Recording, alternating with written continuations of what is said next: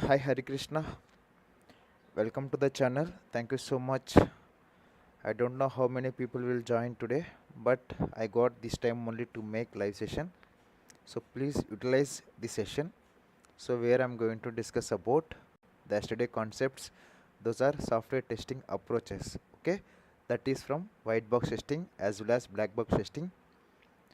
Unit testing plus integration testing commonly called as white box testing. That will comes under static testing. That will comes under verification. Okay. In this black box testing, we have system testing plus user acceptance testing combinedly together called as dynamic testing, and also we can call it as validation testing. Okay, so now I am going to discuss about the continuation part of our yesterday's session. Okay, so now I am going to show you.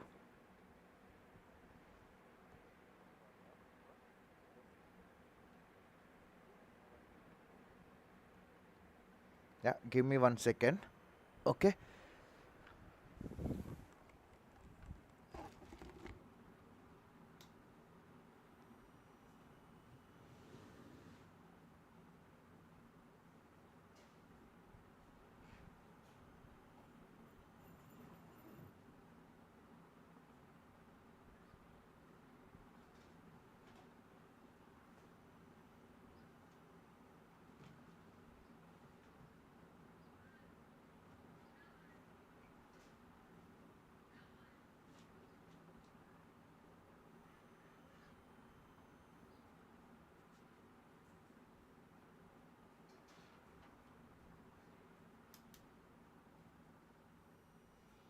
Okay, so give me 1 second, Hare Krishna. Okay, we will start, no problem. We are not going to wait. Okay. 1 second, Hare Krishna. I'm going to show you the concepts what we discussed on yesterday. Okay, so from that point I'm going to continue for this session, right? So you remember what we discussed on yesterday or not? Please let me know in the live chat. Okay, so I have discussed. Okay, this one I have discussed. Open with paint. Okay, so I have opened one paint application. So let me share you that one as well now. Okay, PPT is going to disable now paint. Okay, so here, okay, now you are able to see, right? Okay, I don't know how many minutes this session will keep on continue for today, but I will try to take this session maximum of 2 hours from now onwards. Okay, so I have discussed the below software testing approaches. So under that we have verification and validation. So here verification means what? It is a process of checking are we developing right project or not, then that is called as verification. Okay, so here static testing carried out using reviews and walkthroughs, and also I have discussed that is the interview question called as what are the different types of reviews. Okay, if interviewer will ask you that question, you can tell him like requirement reviews, which is going to conduct by business analyst, design reviews, which is going to conduct by system architect. At the same time we have code reviews as well, that is going to conduct by developers. At the same time we have test case reviews, that is going to be conducted by senior testers, right? So those are all the different reviews we have inside our verification approach or static testing approach. Okay, so then coming to the validation testing, that is called as whether the developed project is meeting the customer requirements or not, or working fine as per the customer requirements or not, that is called as validation. Under that validation we have, okay, we have different types of testing approaches. The first approach here is white box testing, then the next approach here is black box testing. Okay, this white box testing can also called as clear box testing. Okay, and this white box testing are also called as clear box testing. Unit testing plus integration testing combinedly called as white box testing. Okay, unit testing plus integration testing combinedly called together as white box testing. White box test is also called as clear box testing. Okay, so then what is our next one? That is black box testing. Black box testing is a combination of system testing and user acceptance testing. Okay, black box testing is a combination of system testing and user acceptance testing, right? So now I'm going to discuss about what is white box testing. Okay, what is white box testing here? Okay, the definition here is, what is white box testing means the testing performed on the source code. Okay, the testing performed on the source code by developers to ensure that developed code is producing the right output or not. That is called as white box testing. Okay, what is white box testing here? Testing performed on the source code by developers to ensure that developed code is producing the right output or not. That is called as white box testing. Okay, so let me take you one notepad and I will show from there, so that you can also make some note about that one. Okay, so now I am going to discuss about these two, verification and validation. Anyway, I have discussed about verification, so now I am going to discuss about validation. That is also called as dynamic testing. Under that we have two types of testing approaches.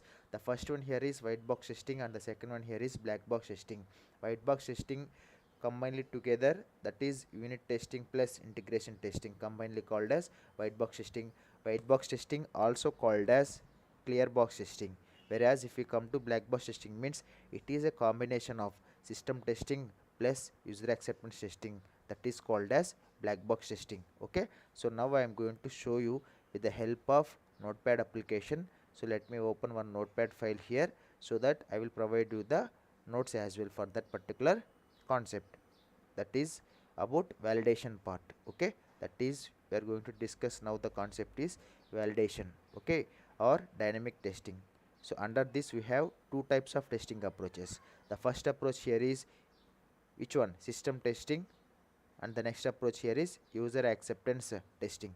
Okay, combinedly called as black box testing. First we will discuss about white box testing, what is unit testing and what is integration testing. Once it got completed, we will discuss about black box testing, what is system testing and what is user acceptance testing. Okay, let me open my notepad application, so there I am going to give you notes here. Okay, or else let me open notepad plus plus. Okay, notepad plus plus, let me open.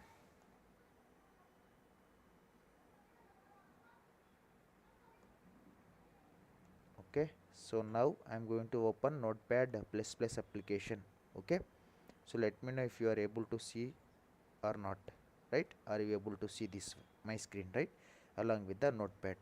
Okay, so let me close this paint one. Yeah, okay, so our today concept here is, okay, our part 1, part 2,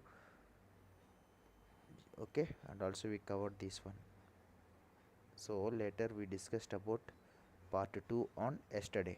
Okay, software testing principles, waterfall model, incremental model I discussed. So today I am going to discuss about okay, today I am going to discuss about one more thing, that is called as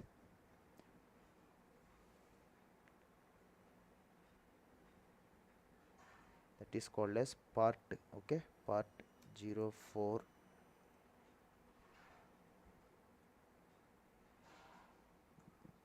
manual testing series. Okay, manual testing series, right, manual testing series.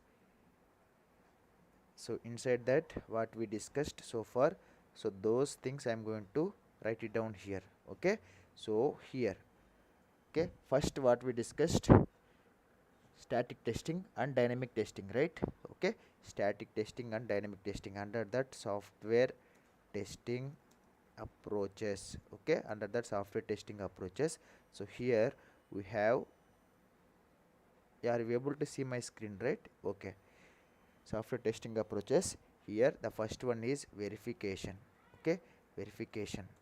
Okay, verification. So what is verification here? Verification, it is a process verification also called as static testing. Static testing. Okay, verification also called as static testing. So here what is verification means? It is a process of checking are we developing which one, right project, okay, right project or not. Okay, it is called as, okay, it is called as static testing or verification. Okay, verification, right, verification. Okay, so this is about verification or static testing. So next, what is our next line we discussed? Static testing carried out using reviews and walkthroughs. Okay, static testing carried out using which one, reviews and which one, walkthroughs. Walkthroughs here means KT sessions. Okay, or walkthroughs, right? Static testing carried out using of review and walkthroughs. Okay, so next, what is our next concept here? Okay, so during your interview, if interviewer will ask you about you, what are the different types of reviews means, you can explain him different types of reviews. What are the different types of reviews here? Okay, what are the different types of reviews? The first one here is requirement. Okay, requirement requirement review. Who is going to conduct by this one? That is done by the business business analyst. Okay, business analyst, right? So then what is our next one? What is our next one? Design reviews. Okay, design reviews. Who is going to conduct this review? It is going to conduct by system architect. Okay, system architect, right? So what is our next review here? Code review. Okay, code review or reviews which is going to conduct by developers. Okay, developers. So then what is our next type of review here? Test case reviews. Okay, test case reviews. Who is going to conduct by this one? Senior testers. Okay, senior testers is going to conduct this test case reviews. Okay, is going to conduct these test case reviews. Okay, so these are the different types of reviews are comes under verification or static testing. Okay, so now we will discuss about, okay, we will discuss about first, what is our first concept here? White box testing. Okay, first we will discuss about what is white box testing. Okay, white box testing. Okay, what is white box testing here? Testing performed on the, okay, testing performed, right, testing performed on the developed, okay, testing performed on the developed code or source code. Okay, developed code or source code. Okay, who, by developers. Testing performed on the developed code or source code by the developers. Okay, it is not the developed code, developed on, so developed on the source code by developers. Okay, developed on the source code by developers, then that is called as white box testing. Means code by developers to ensure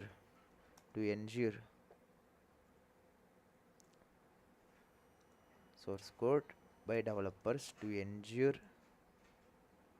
the developed developed code developed code is producing right output, or not. Okay, then it is called as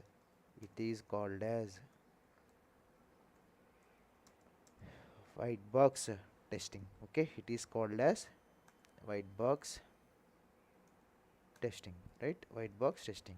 Okay, so this is the definition about what is white box testing here. Okay, this is the definition of what is white box testing.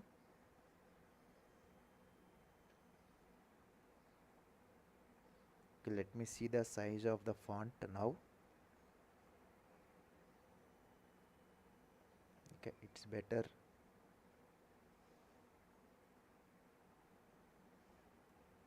Okay, now it's okay.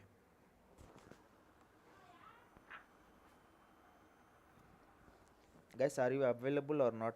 Please, guys, so that am going to provide you the notes or not. Okay, I will decide. If I providing the notes means it will take time, so that's why. For Hare Krishna, if you are there means that's the reason only I am typing each and every line for your understanding, to take notes about the concept of software testing approaches. Otherwise, I will continue with explanation only. Okay, so please be available so that we can discuss more in upcoming time on this particular video. Okay, please let me know in the live chat. If you are there, I will provide you the notes. Otherwise, I will continue on explanation only. Please.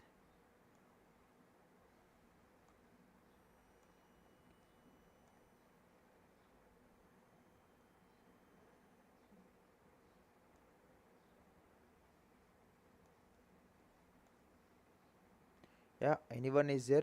Please let me know from the live chat, guys, whether to provide notes or not, or we will continue with the discussion part. So, how it will be, please let me know from the live chat. Based upon your response only, I am going to continue this session. Otherwise, I am not going to provide you the notes. I will just explain what is what. Okay, please let me know which one you want in the live chat. Come on, guys, which one you want exactly? Let me know from the live chat.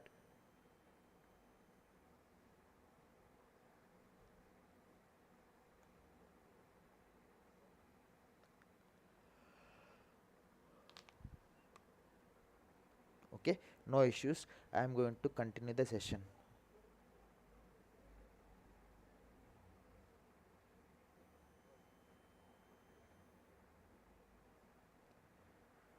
Okay, so this is the white box testing where I'm going to show you now currently. So here, white box testing performed on the source code by developers to ensure the developed code is producing right output or not. It is called as white box testing. Okay, white box testing. Okay, white box testing also called as which one? Clear box testing. Okay, clear box testing, right?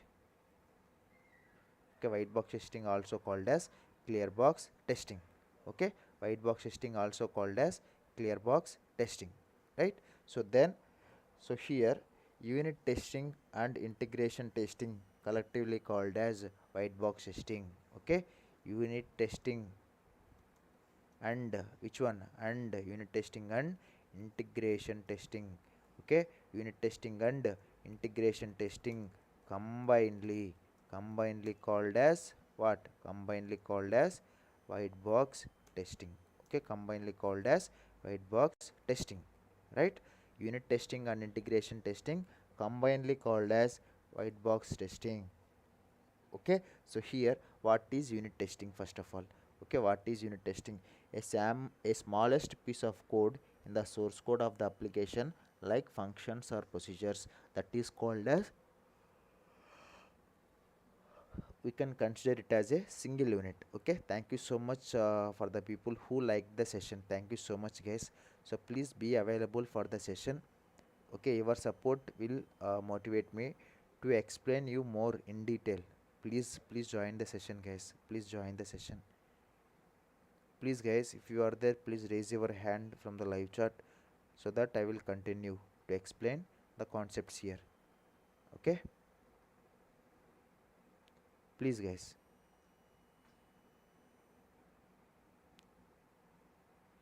If you are there, if you are watching, please let me know in the live chat so that I am going to continue the session. Because if you are there means I will get some more time to explain you in more detail. Okay, if you are not available means I will just discuss what is what without providing any such kind of notes what I am currently typing here. Okay, which one you want, please let me know.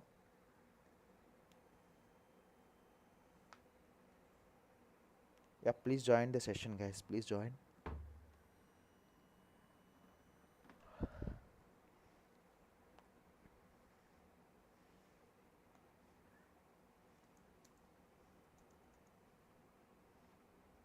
Guys, are you there or not? Please let me know. Otherwise, I will take some break and I will come in 5 minutes. Okay.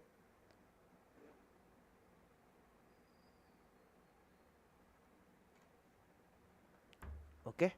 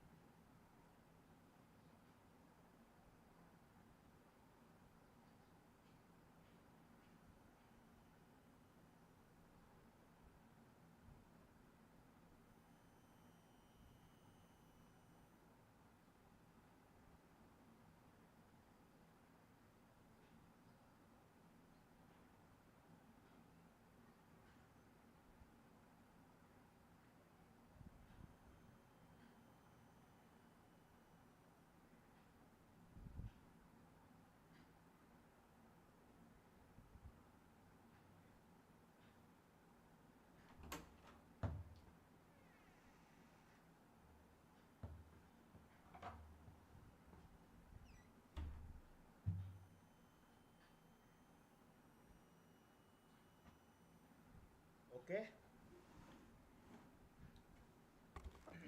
Yeah, sorry guys. Okay, let me continue from here. So unit testing plus integration testing combinedly called as white box testing. Okay, so what is white box testing exactly here means testing performed on the source code by developers to ensure developed code is producing the right output or not. That is called as white box testing. Okay, for example, I am a developer, so where I am going to develop some piece of code for login page functionality. So once developed, so as a developer, I am going to test that particular developed code whether I can able to successfully logged into that particular application or not. Okay, so this testing is called as white box testing. So here also white box testing is also called as what? White box testing is also called as clear box testing. Okay, white box testing is also called as clear box testing.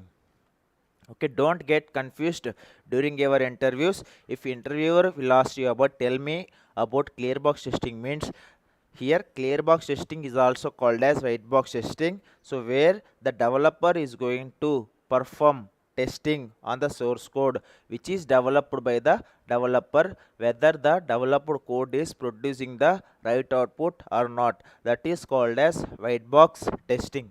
Okay, again this white box testing is consisting of unit testing plus integration testing. Okay, unit testing plus integration testing combinedly called as white box testing.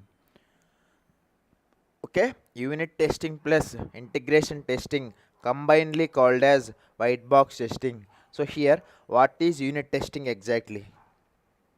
Okay, what is unit testing? Unit testing is also called as component testing. Unit testing is also called as module testing. Okay, unit testing is also called as component testing. Unit testing is also called as module testing. So here what exactly a unit testing means?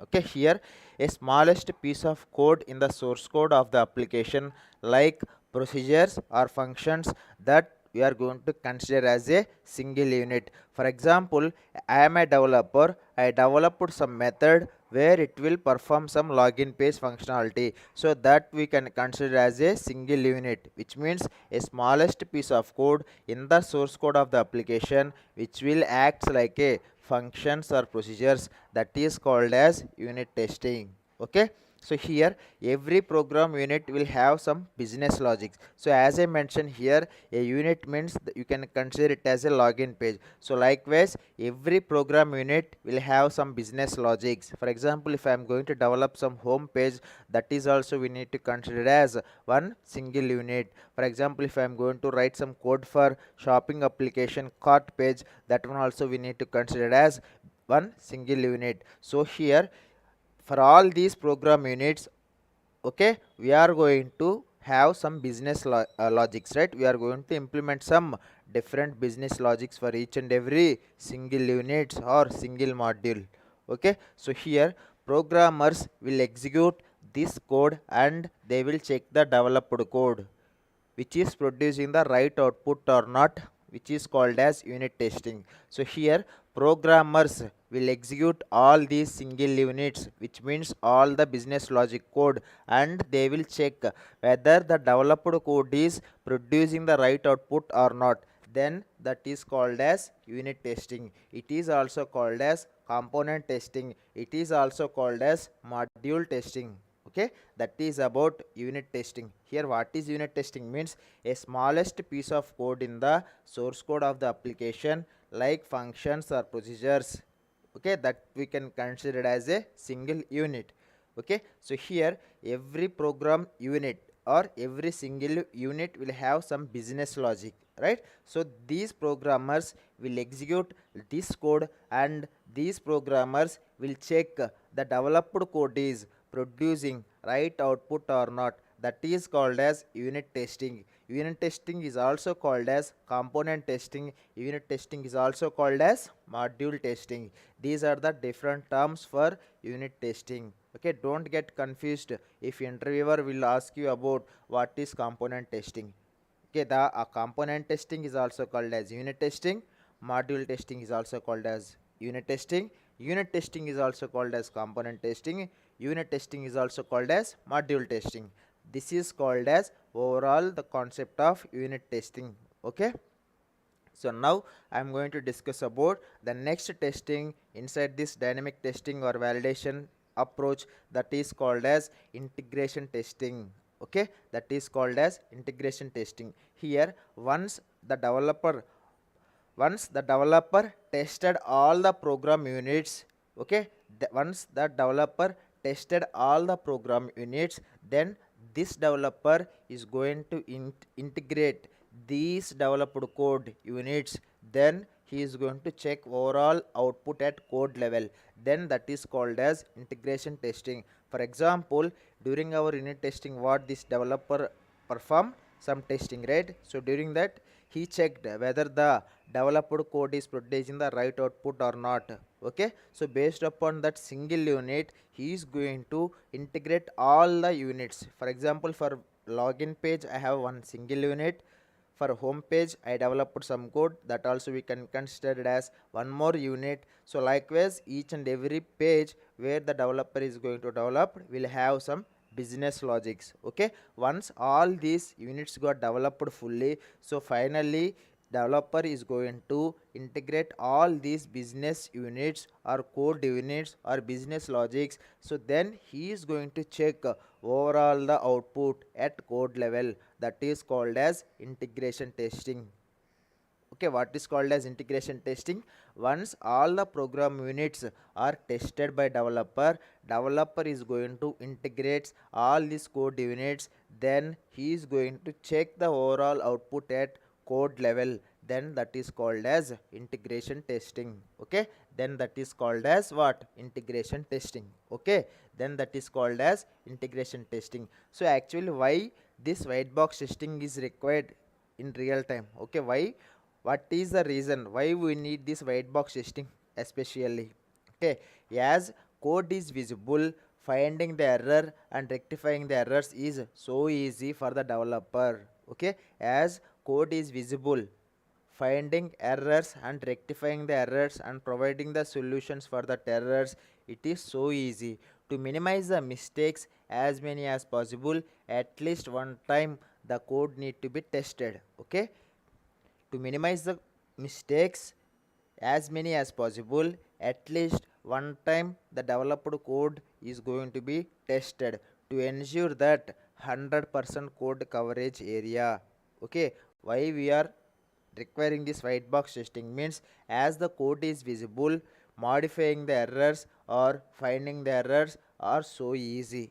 Okay, to minimize the mistakes as many as possible, at least one time that code needs to be tested properly.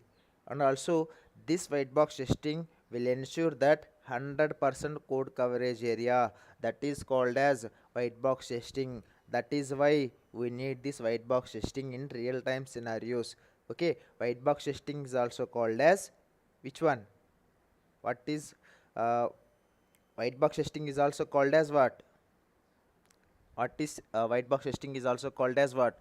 Clear box testing. Unit testing is also called as component testing or module testing. What is unit testing? As I discussed so far. What is integration testing? As I discussed so far. Why we need this white box testing? As the code is visible, finding the errors and rectifying the errors is very easy. At the same time, to minimize the mistakes as many as possible, at least one time the developed code needs to be tested. And also this white box testing will ensure the developer whether he is expecting 100% code coverage area or not. Okay, that is the main reason why we need white box testing in real times as well. Okay, so now we will discuss about black box testing. After that I will provide you the complete notes for white box testing and black box testing, unit testing and integration testing, system testing and UAT testing, that is user acceptance testing. So please guys, if you joined our session, please interact with me. Your interaction will helps me more to provide you more notes, at the same time to provide you more information about the session what I am discussing currently. Please try to interact with me if you joined our session. so that I will get some motivation. Accordingly, I am going to explain you everything in detail. If you are not responding means I am not sure whether people are joined or not. So that's why again I am requesting you, if anyone got joined to my session now, please interact with me whether are you able to understand these concepts or not, so that I will change my way of explanation so that you can understand these concepts easily. So please try to interact with me. If you are watching my session currently, please ping something in the live chat saying that hi or hello. Okay, so please do that one, guys. Why I am telling means which will helps me a lot to explain you more in detail way. Okay, so that's why I am requesting you all, if you are joining the session means please interact with me from the live chat. At the same time, please drop a like if you like this live stream, and also if you don't like also, no worries, you can dislike that particular session, no issues. Okay, which we mean, if you are disliking means I need to improve myself at somewhere, right? So at the same time we can provide that one as well where I am lagging. Okay, please guys. Yeah, now I am going to discuss about what is black box testing. Okay, what is black box testing? Now I am going to discuss what is black box testing. Here, testing conducted on the developed application by testers and also by the end user to make sure that application is meeting the customer business requirements or not. That is called as black box testing. Okay, what is black box testing? Here, testing conducted on the developed application by the testers and by the end users to make sure that the application is meeting the customer business requirements or not. That is called as black box testing. After the explanation, I am going to provide you the notes. Please try to understand the concept what I am discussing currently. Okay, for example, I received some build. Okay, so for example, I received some build from the developer. They deployed into one of our environments successfully. So what, as a tester, what I need to do, I am going to conduct some testing on the developed code. Okay, I am, as a tester, I am going to conduct some testing and also by the end users to make sure that the developed application is producing the right output or not. Is the developed application meeting the customer business requirements or not? That is called as black box testing. So here, system testing and user acceptance testing combinedly called as black box testing. Here, system testing and user acceptance testing combinedly called as which one? Black box testing. Okay, so like the same, why white box testing needed, why in this here also, why we need black box testing.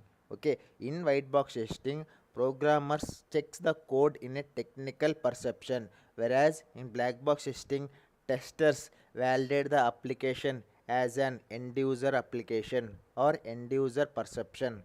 Okay, why this black box testing required means, in white box testing, programmers will check the code in a technical perception, whereas if you come to black box testing, testers will validate the application in a end user perception.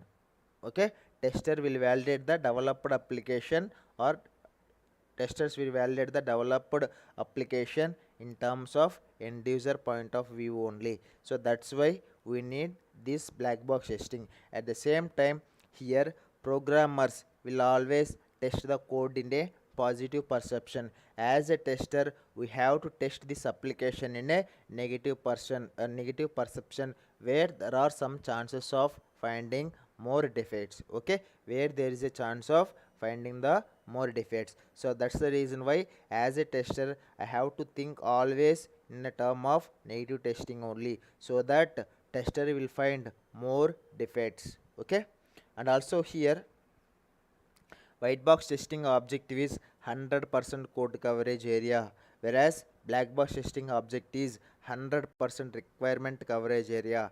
Developer will always think positive perception. As a tester, we need to think always in the negative perception, are also called as negative testing.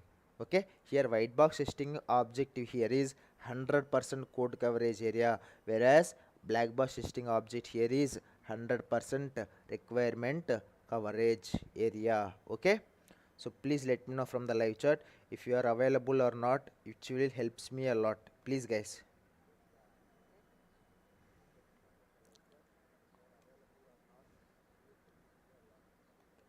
Please guys, please interact with me if you join the session, so that I will announce your names at the same time. It will be helpful for me if you are interacting with me. If you are not interact with me means I am not explaining you the concept fully. So please try to understand. If you have any queries during my explanation, you can stop me directly based upon your doubts or based upon your questions. Again I am going to explain, or again I am going to provide you the answers for the question or doubt what you have asked. Okay, so far. So please feel free to ping me in the live chat. Your interaction will be helps me a lot to do more content, to explain you more in detail.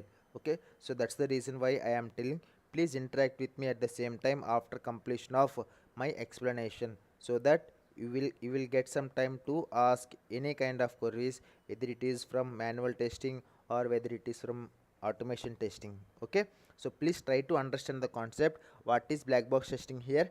Black box testing, the testing conducted on the developed application by the testers and by the end users, to make sure that the application is meeting the requirements, meeting the customer business requirements or not. That is called as black box testing. Here system testing and user acceptance testing combinedly, collectively called as black box testing. So actually why we need to do this black box testing? Because of in white box testing, programmers check the code in technical perception, whereas in black box testing, testers validate the application in a end user point of view. Okay, programmers will always test the application or test the code in a positive perception only, whereas as an automation tester, as a manual tester, the tester will test the particular code always in a negative perception, where there are some chances of making more mistakes. Okay, here white box testing object here is 100% of code coverage area, whereas black box testing objective here is 100% requirement coverage area. That is about black box testing. Okay, do you want me to provide you notes about the concept what we discussed so far, or I can continue with the remaining concepts?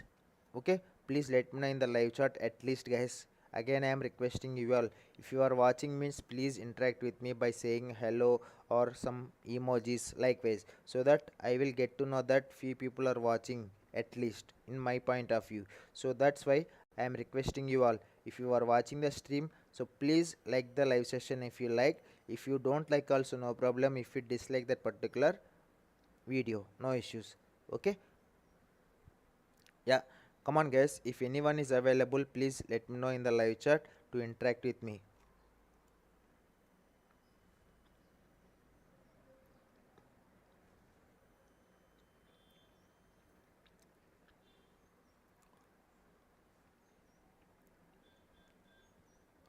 Okay, so now I am going to provide you the notes about first white box testing. Okay, now I am going to provide you the notes for what is white box testing, why we need this white box testing. Okay, please try to note down in your notes also. Okay, along with me, so that you can easily understand the concept. Okay,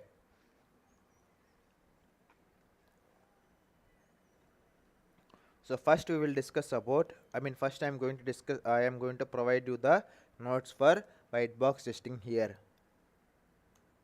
Okay,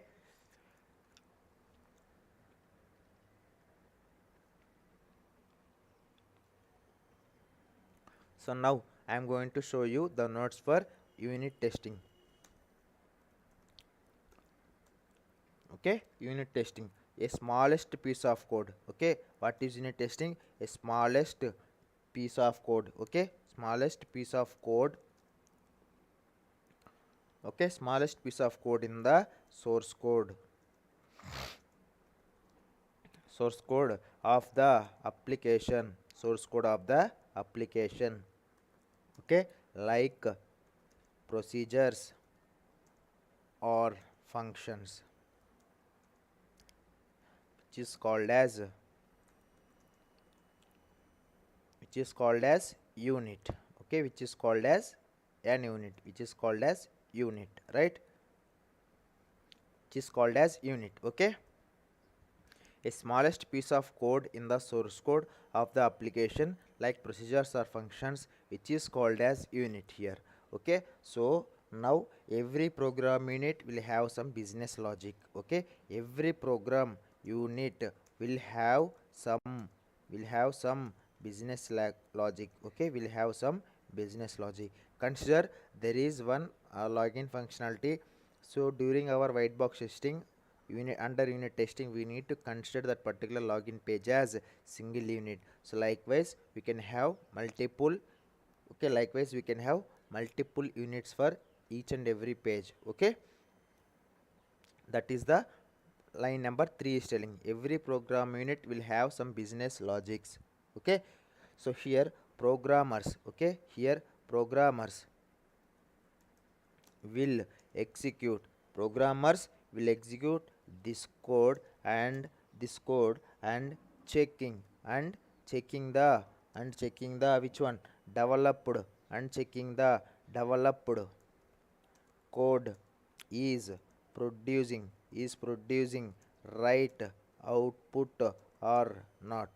Okay, then it is called as which one, it is called as unit testing, which is called as unit testing. Okay, so then this unit testing is also called as module testing or component testing. Module testing or component testing. Okay, or component testing. So this is all about the unit testing. Okay, this is all about the unit testing. So next we will I am going to provide you the notes for integration testing so far. Okay, that is integration testing. Okay, please guys, please try to interact with me. Integration testing. So what exactly this integration testing means? Once all the program units are tested by the developer, this developer is going to integrate these code units, then he is going to check overall output at code level, that is called as integration testing. Okay, so please interact with me guys. Please, if you are watching my live session means, please feel free to ask me any doubts if you have, and also please let me know whether are we able to understand the concept or not. Okay, so that I will get some information up from your side. Based upon that, I am going to change my sentences, or also I am going to change my way of explanation. That's why again I am requesting you all, please try to like this video if you like, and also if you don't like, also don't put a dislike for this particular video, no issues. Okay, so here what is integration testing? Okay, what is integration testing, we are going to see it now. Okay, what is integration testing, we are going to see here. Once all the program units are tested, developer integrates these codes, then okay, these code units, then checking the overall output at code level, that is called as integration testing. Okay, that is called as integration testing. So please guys, again I am requesting you everyone, please let me know if you are there. Please try to attend for the session. Okay, till now everything is clear or not, please let me know in the live chat guys, at least.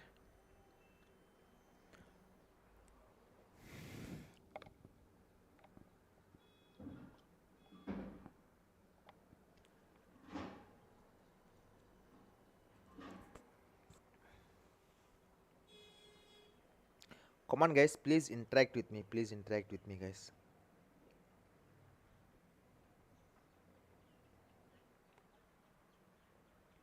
Come on guys, please interact with me. So your questions will helps me a lot to explain you in more detail. If you are not responding means, then there was no use to explain in detail. Okay, so please try to understand why I am requesting these many times to one of you or all of you. Please try to understand the concepts. So actually now I am going to cover all the concepts which are required for this software testing approaches. So where these concepts are very important for you during your interviews. So that's why I am stressing each and every time. Please interact with me. Please interact with me. Please try to do interaction with me. Okay. Come on, guys. Come on. I don't see anyone here. Only Hari Krishna say hi, sir. Good evening. Later he said, whether are you able to see my screen or not? He mentioned yes. After that, I don't see any live chat. So please, guys.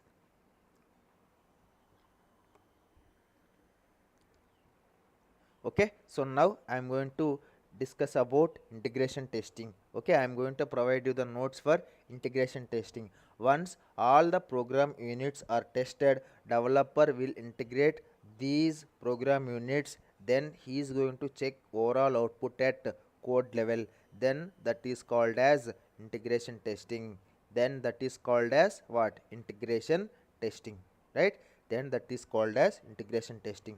Let me wrote some yeah. Hi Raghavendra, welcome to the channel. Welcome to my channel live stream Selenium Tech Automation. Thank you so much for visiting the channel. Thank you so much.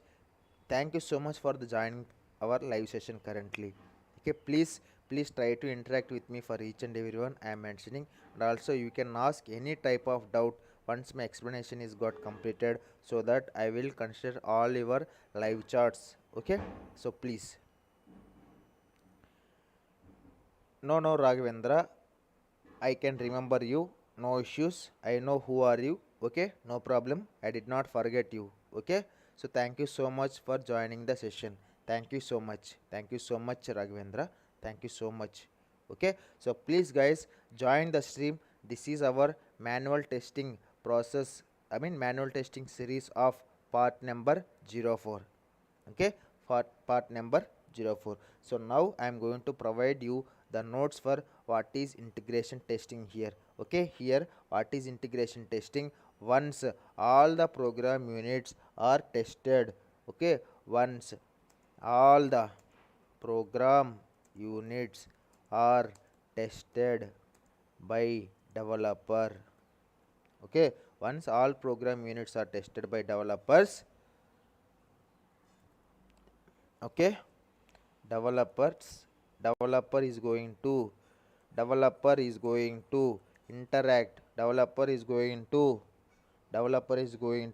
integrate, okay, developer is going to integrate these program units, okay, these program units, then check, then checking, then check overall output, wait, okay, then check overall output at code level, okay, at code level, it then it is called as what? Then it is called as integration testing. It is called as integration testing, right? It is called as integration testing. Okay, then this is called as integration testing. Here integration testing means once all the program units are tested by the developers, this developer is going to integrate all these program units, then he is going to check overall output at code level, then that is called as integration testing. Then we can call it as integration testing. Okay, then we can call this as integration testing. So here why actually this white box testing is required? Okay, so far we discussed about what is unit testing and what is integration testing. So now I am going to tell you why this white box testing is required in real time scenarios or generally. Okay, so here as the code is visible, finding the errors and rectifying the errors is so easy for developers. Okay, why white box testing is required here? As the code is visible, finding the errors and producing some fixes or rectifying the errors, it is so easy. Okay, it is so easy to finding the errors and rectifying the errors, so when where the code is completely visible. Okay, so after that, to minimize the mistakes as much as possible or as many as possible, at least one time this code need to be tested. Okay, to minimize the mistakes as much as possible or as many as possible, at least one time this code needs to be tested. To minimize the errors and to rectify the errors, whatever the developed code, which should be tested at least one time. Okay, then only you can get some uh, pass percentage or some review information from one of your senior developer. Once that is done, so why white box testing is required here means to ensure that 100% coverage area is achieving or not. That is a main person, that is a main reason about, or that is a main purpose of white box testing here. Why white box testing required means, as the code is visible, finding errors and providing the fixes, or finding the errors and rectifying the errors, it is so easy. To minimize the mistakes as many as possible, as much as possible, at least one time the developed code which needs to be tested. If we are following this white box testing, or if we are using this white box testing means, it will ensure the developer he is achieving that 100% code coverage area. Okay, when you come to black box testing means, what is black box testing? Are you there, guys? Please.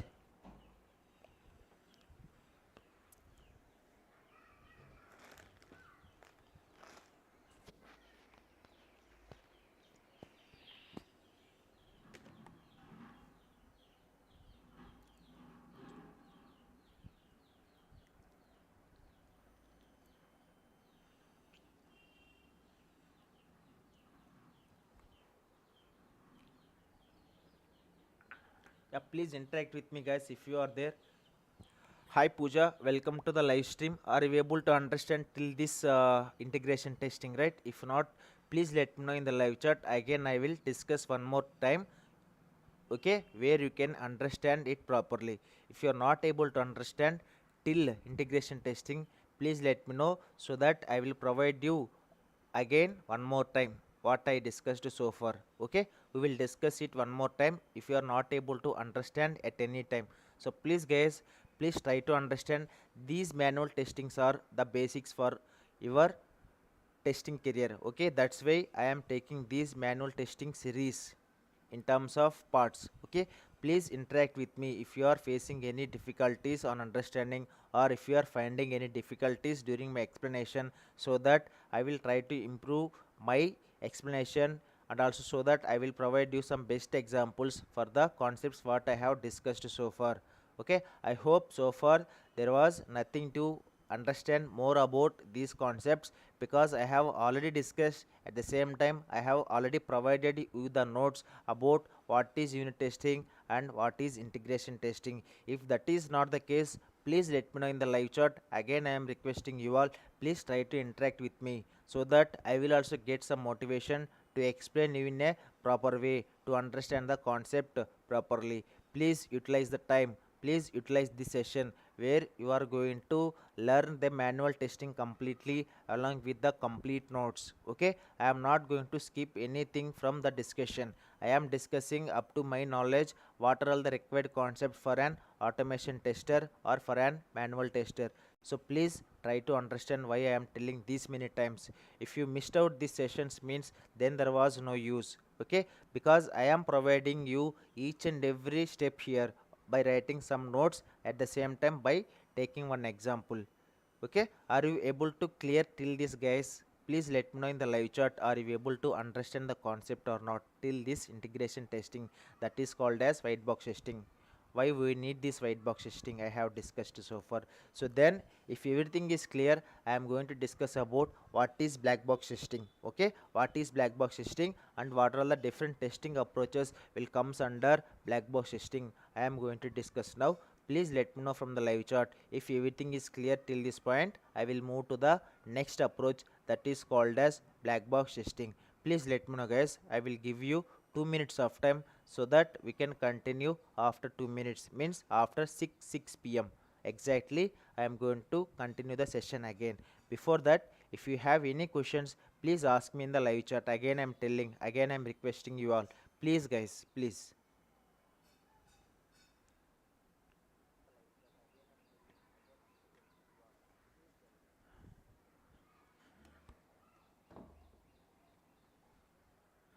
Okay, so can we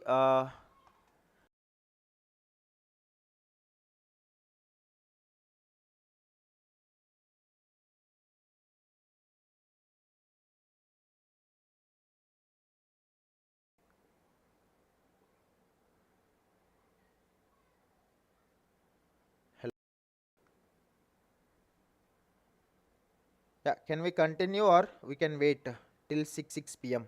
How it will be? Please let me know, guys.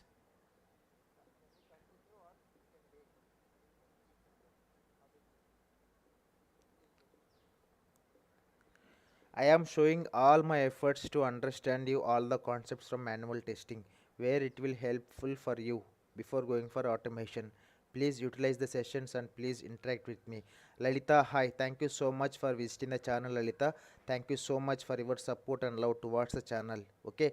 Without all you people, our channel is not going to move furtherly. Okay. So please subscribe to my channel if you are new here, and also please share all our videos to your friends or colleagues so that they will also learn, and also I am also feeling happy. Okay, so that is where my intention here is. Okay, so now moving to the next testing type, that is called as black box testing here. Okay, so here what is black box testing exactly? Okay, what is black box testing exactly here means testing conducted on the, one second, yeah, testing conducted on the developed application by the testers and by the end users. Okay, testing conducted on the developed application. For example, if there is a application which has already developed, so on the developed application this tester is going to perform some testing, and also the end user is also going to perform some testing to make sure that the developed application is producing the customer business requirements or not, customer expectations or not, then that is called as black box testing. Okay, black box testing will be done by the testers, white box testing will be done by the developers. Okay, black box testing means here testing conducted on the developed application by the testers and by the end users to make sure that developed application is producing the right output or not, developed application is meeting the customer business requirements or not, then that is called as black box testing. So here there are two types of testing approaches under black box testing. The first type of approach here is system testing, and the second type of approach here is user acceptance testing. User acceptance testing plus system testing combinedly called as black box testing. Okay, system testing and unit testing combinedly called as black box testing. Okay, I am telling one more time what is black box testing here. Testing conducted on the developed application by the tester and also by the end users to make sure that developed application is producing the right output or not, to make sure that developed application is meeting the customer business requirements or not, then that type of testing is called as black box testing. Here again there are two different approaches under black box testing. The first approach here is system testing, the next approach here is user acceptance testing. System testing and user acceptance testing combinedly called as what? Black box testing. Okay, combinedly called as black box testing. Which are the two different approaches under black box testing? That is, first one here is system testing, next one here is which one? User acceptance testing. These two combinedly called as which one? Black box testing.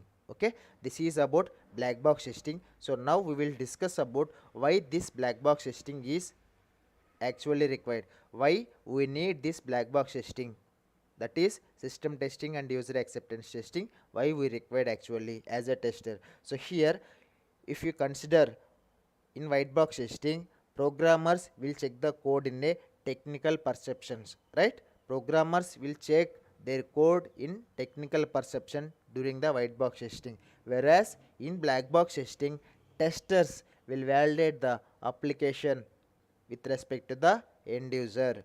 Okay, testers will validate the application with respect to the end users, whereas if you go to white box testing means developers, okay, or programmers will check the code in a technical perception, whereas black box testing testers will validate the particular application with respect to the end user point of view. Okay, that is the reason why we need this black box testing actually. So here programmers will always test the code in a positive perception, whereas as a tester I need to test the application in a negative perception, where there are some chances of finding the more defects, where there are some chances of finding more defects. So that's why as a tester I need to test the application with negative perception, where we can find more defects. Okay, where to find more defects. So that's the reason why we need this black box testing actually. Okay, so then here white box testing. Okay, white box testing objective here is 100% code coverage area. This developer will think always in the positive perception. He needs to achieve the 100% code coverage area. That is a main objective of white box testing. If you come to black box testing, means the testing objective here is 100% requirement coverage area, which means all the requirements are meeting the customer expectations or not. So that's why with this black box testing, as a testers we can achieve 100% coverage area of requirements phase only. That is the two differences between white box testing and black box testing. In white box testing, 100% code coverage area can be expected by developers, whereas in testers, that is in black box testing, 100% requirement coverage area, where the requirements coverage area where the customer is accepting expecting. Okay, this is about white box testing and black box testing. So now I will tell you what is system testing exactly.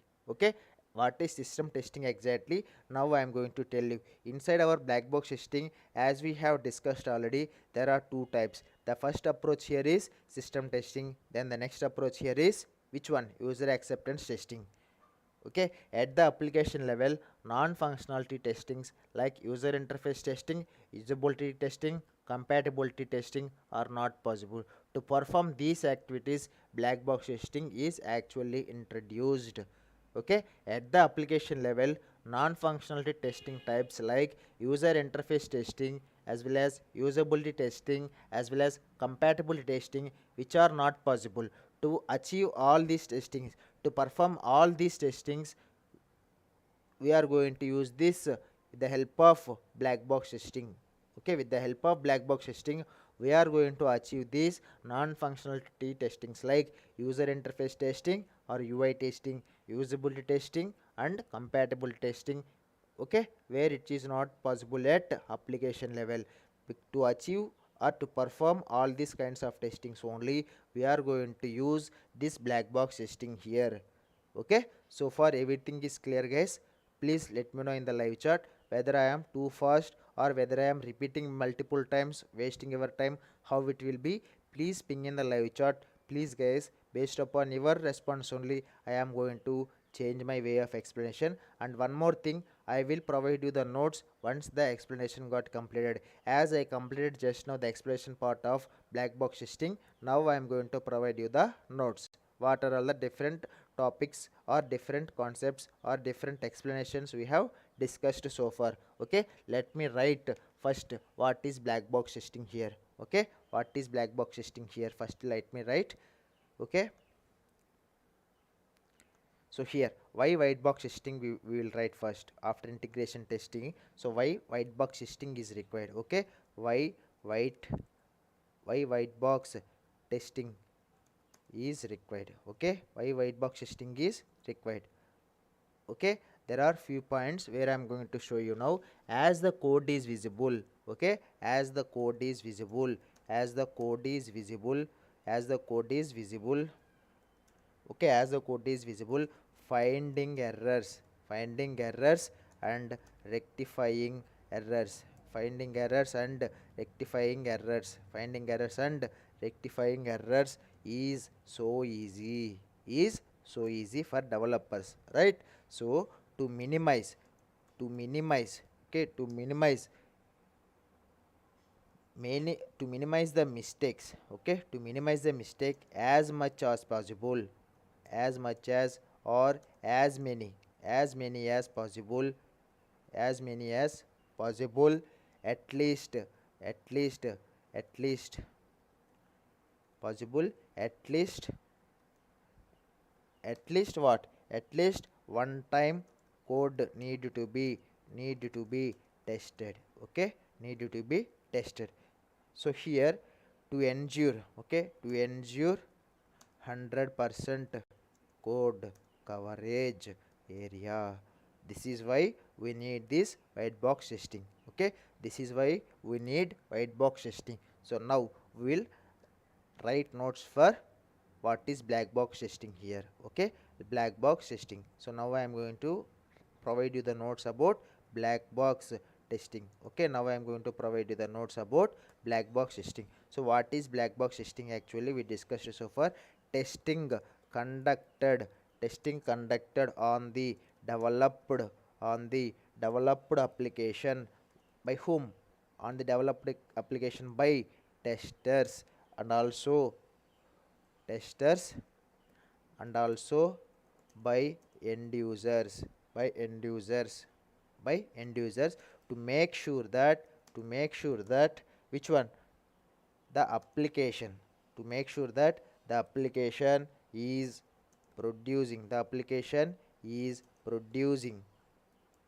the right output or not, and to make sure that, customer, to make sure that application is meeting the customer business requirements or not. Okay, application is producing the right output or not, and application is meeting application is meeting the meeting the customer requirements or not.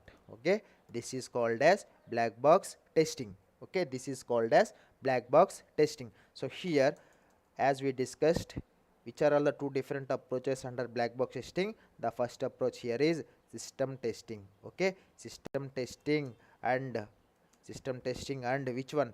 UAT testing or user acceptance testing combinedly. System testing plus UAT testing combinedly or collectively called as which one? Combinedly called as which? Black box testing. Okay, which one? Black box testing. Okay, so this is about black box testing. So like how, where we written, right, why white box testing is required here, in the same way why black box testing is required. So we are going to write the notes for that question as well. If interviewer will ask you why black box testing is required, means you can tell him. Okay, the same way why black box testing is required. Okay, is required. Why black box testing is required now? Okay, in white box testing. Okay, in white box testing, programmers check the code. Programmers check the code in a in a technical perception. Okay, in a technical perception. Whereas in black box testing, testers testers validate. Okay, testers validate the application. Testers validate the application.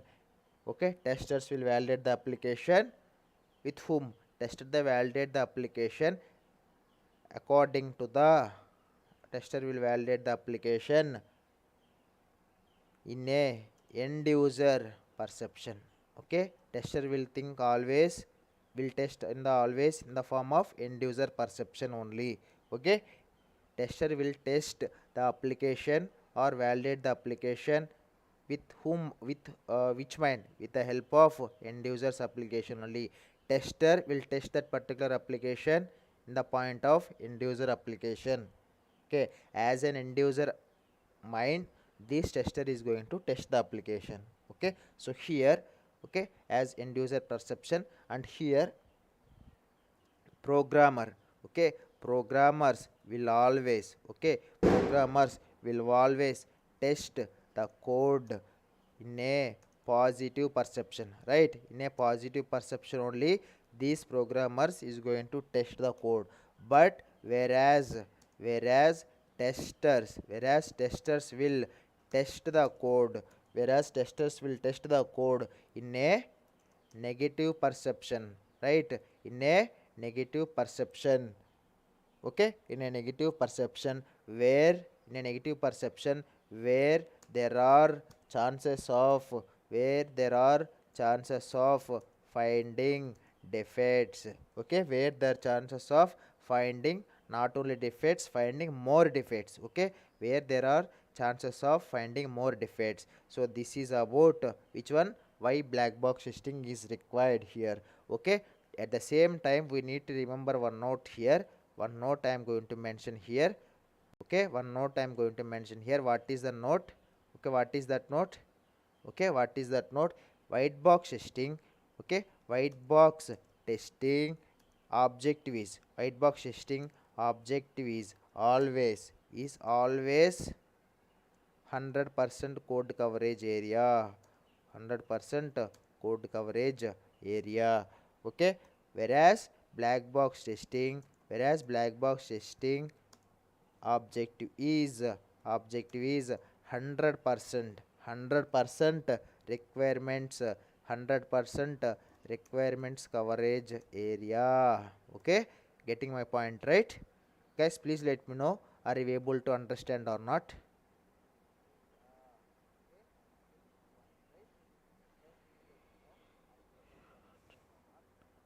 So far I have discussed about white box testing and black box testing, why white box testing is required, what is black box testing, what are the different, okay, what are the different approaches present inside this black box testing, and also why we need this black box testing, and what is the objective of white box testing, and what is the objective of black box testing. So please let me know from the live chat, are you able to understand till this point or not before moving to the next concept. Okay, so that is about system testing, the first testing approach under black box testing.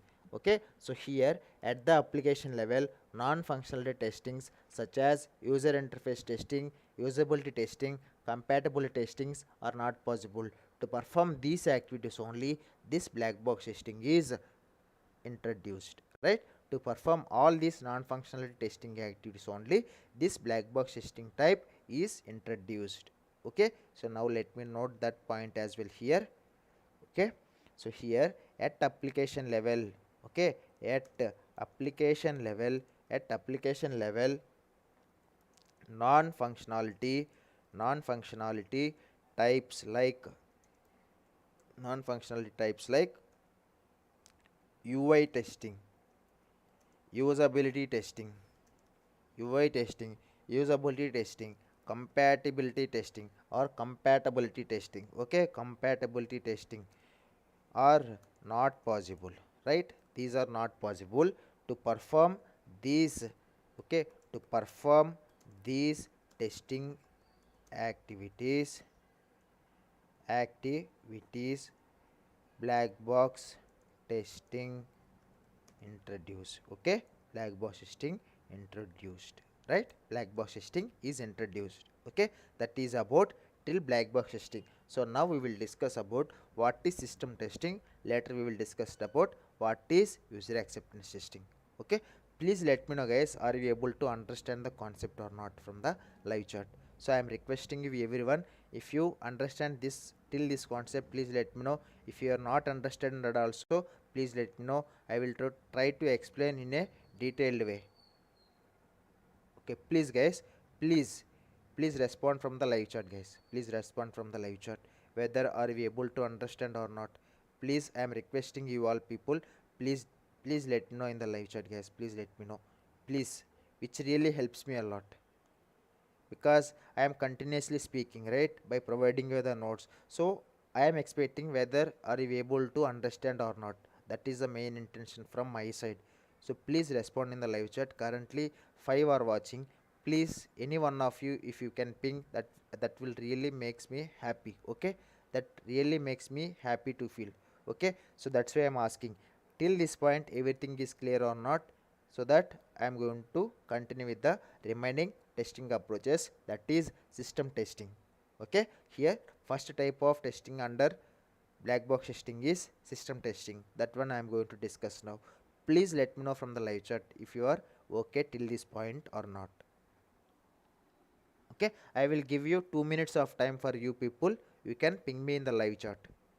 Okay, please guys, let's make it happen guys. Our channel is very near to 1k subscribers. Maybe this weekend I am expecting to complete 1k subscribers. So after that you can expect mock interviews from my channel. I can proudly say because of your help only our channel reaching these 1k subscribers.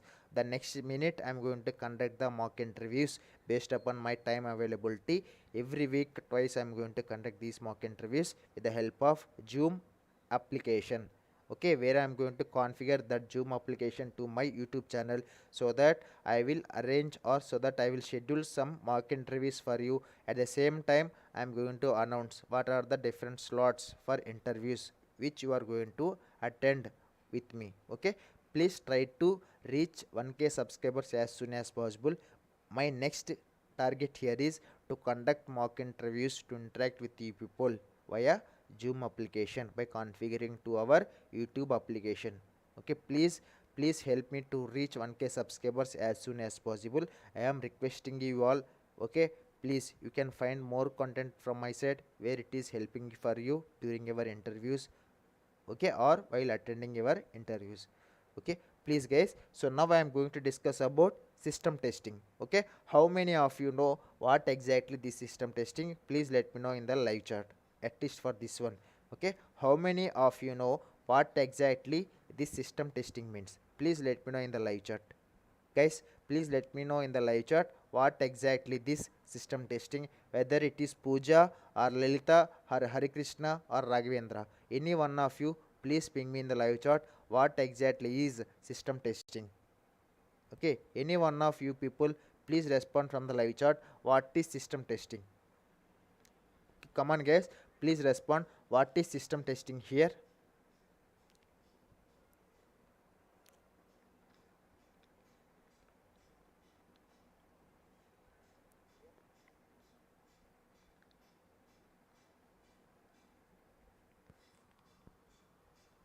Come on guys, what is system testing? Three people are watching. Please respond for my question. What is system testing?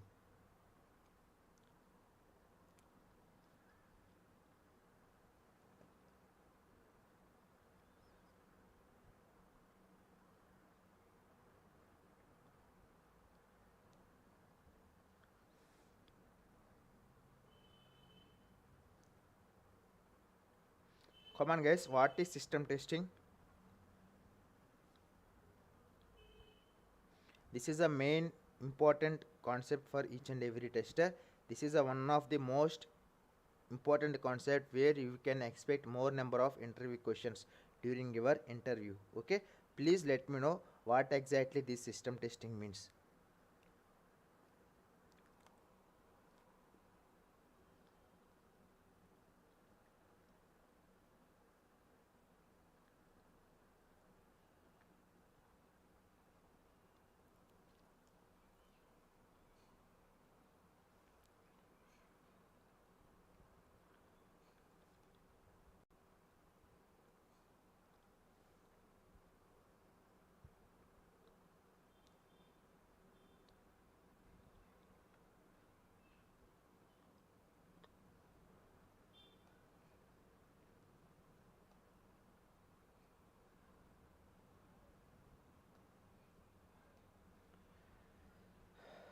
Okay, I am going to tell then, no issues. Okay, I am going to explain you about that one as well, what is system testing, right?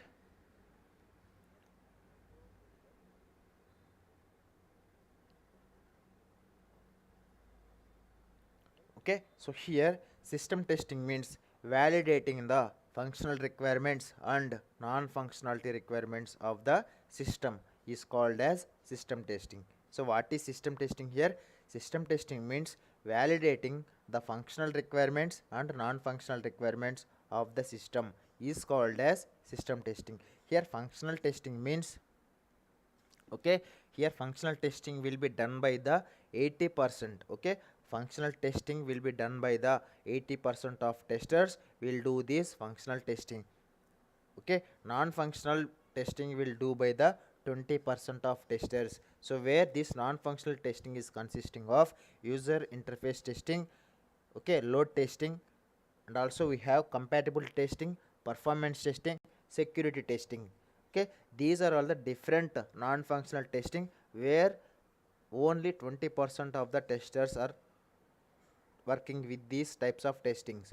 Remaining 80% of testers will work with functional testing only. So here validating the functional requirements and non-functional requirements of the system, that is called as system testing. Okay, validating the functional requirements and non-functional requirements of the system is called as, which one is called as system testing. So inside this there is 80% of tester will perform these functional types of testing, whereas remaining 20% of testers will do user interface testing, load testing, performance testing, and also that is one more compatibility testing and security testing. So these are all the different kinds of testings which will comes under non-functional testings, where 20% testers are tested or performing all these testings techniques, whereas 80% of testers are performing only functionality testing only. So here what exactly this functional testing and non-functional testing? Okay, these non-functional testing and functional testing are broadly classified by with testing, system testing broadly classified into two types of testing. Again, the first testing here is functional testing, the next testing here is non-functional testing. Functional testing will be done by the 80% of testers. Remaining the non-functional testings like user interface testing, load testing, performance testing, compatibility testing, security testing, these are all the testing techniques which will comes under the non-functional testing, where only 20% will perform all these testing. Okay, whereas if we come to functional testing, means 80% of testers will perform this functional testing.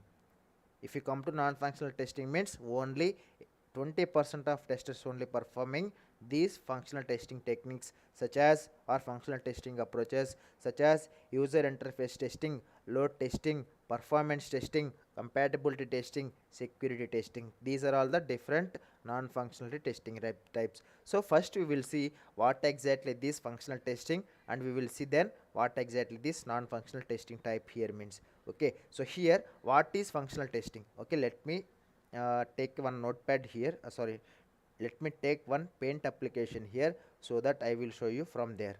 Okay, so let me take one new paint application. Okay, let me take one new paint application. So here the first one here is system testing. Okay, under system testing we can divided this into two types again. Okay, we can divided this into again two types. The first one here is functional testing, and the next one here is non-functional testing. Okay, this is functional testing. Okay, this is functional testing. Okay, this is functional testing, and this is non-functional testing, non-functional testing. Okay, this is functional testing and non-functional testing. Okay, and overall it is system testing. Okay, it is called as system testing. Okay, this is called as system testing. So what exactly this system testing means? System testing validating the functionality requirements and non-functional requirements of the system, that is called as system testing. Okay, that is called as system testing. Okay, that is called as system testing. Okay, that is called as system testing, means validating the, okay, let me, okay, let me write something here.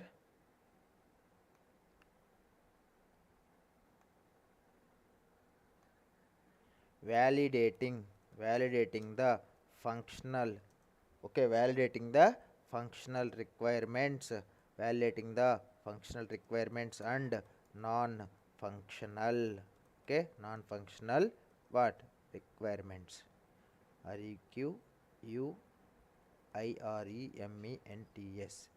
Okay, validating the functional requirements and non-functional requirements, then that is called as what? Then that is called as system testing. Okay, then that is called as system testing. Okay, then that is called as system testing. Here validating the functional requirements and non-functional requirements, that is called as system testing. Again, this system testing classified into two types. The first type here is functional testing, then the next type here is non-functional testing. So what exactly this functional testing here means?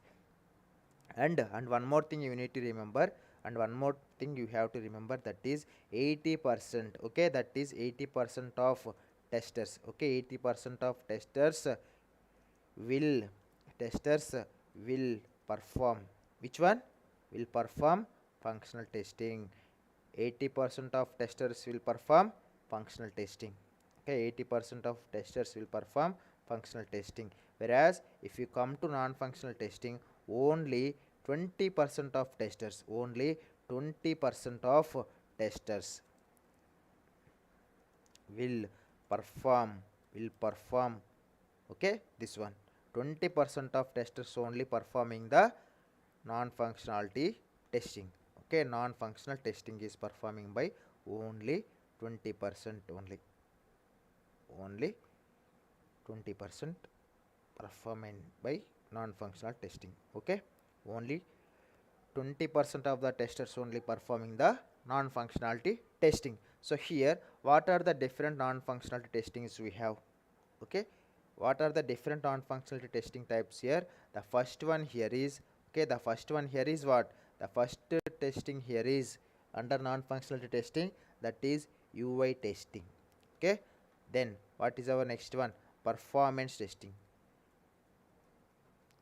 Then what is the next one? Once performance got completed, load testing. Okay, load testing. So once that is done, what is our next one? Compatibility testing. Okay, then what is our next testing here under non-functional testing? That is security testing. Okay, security testing. And these are the different types of testings performed by the 20% of testers, that is called as non-functionality testing types. Okay, these are the different testing types which will comes under the non-functional testing, and there is 80% of testers are performing the functional testing. So first we will discuss about what exactly this functional testing means. Okay, what exactly this functional testing means, we will see.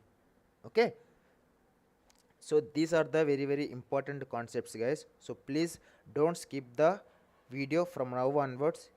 Okay, please continue with me until the non-functionality testing explanation. Okay, these now you are in very important point now. Okay, now onwards what I am discussing currently, these are the different very important for you while attending for interviews, at the same time while the learning phase. Okay, please don't skip and please don't discontinue from the live chat or from the live session. From here onwards whatever I am discussing, those concepts will really helpful for you. Okay, that's why again I am telling, please don't miss from now onwards till the end of the session. Okay, please try to interact with me at the same time. Okay, so now I am going to discuss about the very most important concept, that is called as functional testing. So till now everyone is clear, right? What is system testing and what are the different types of testing, functional testing and non-functional testing, and how many testers will perform this function and how many testers will perform this 20 non-functional testing, and what are the different types of testing techniques we have under non-functional testing, where it is not possible. Okay, where it is not possible at application level. So that's why we are introducing this black box testing. Okay, so till now everything is clear, right, so far? So please guys, please respond. I am not understanding whether you people are getting my point or not. Please interact with me, guys. Please try to interact from the live chat. Okay, please try to interact from the live chat. Okay, which will really helps me a lot, if you know what I mean. Okay, please guys, now onwards I am going to discuss with you the most important concept. Each and every concept is very important concept here. Okay, so now I am going to discuss about what is functional testing exactly. Okay, what is functional testing exactly? Let me take one more notepad, one more paint application here. Okay, system testing desktop. Let me save this file. Okay, so now let me take one new paint application. Okay, So now let me take one new paint application. So where I am going to discuss about what is functional testing. Okay, what is functional testing. Okay, first concept here is what is functional testing. Okay, this is our first concept under black box testing, right? So here, what is functional testing? What is functional testing? Functional testing is a process of understanding customer business needs and user expectations, then validating the functionalities in our product, make sure that all the functionalities are working as per the requirements or not. Okay, here functional testing is a process of understanding the customer business requirements and user expectations, then validating the functionalities in our product to make sure that all the functionalities are working fine as per the user requirements or not. This is called as functional testing. Okay, this is called as functional testing. So for example, if I consider IRCTC application, that is our rail booking train booking system from our government of India, that application is called as IRCTC application. We have to check some new user, right? I want to check for one new user, and also we can check login functionality, and also we can check booking a train ticket, and also we can check cancellation of train tickets. So these are all the different functionalities which are working or not on this approach, that is called as functional testing.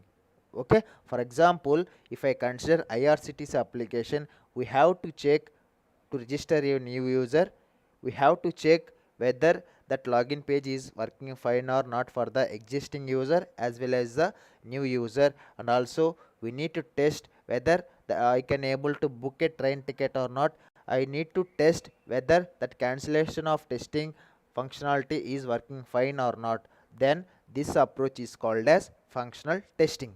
Okay, then this approach is called as functional testing. It is a process of understanding the customer business needs and end user expectations, then validating the functionalities in product to make sure that all the functionalities are working fine as per the customer, as per the business, as per the user expectations or requirements or not.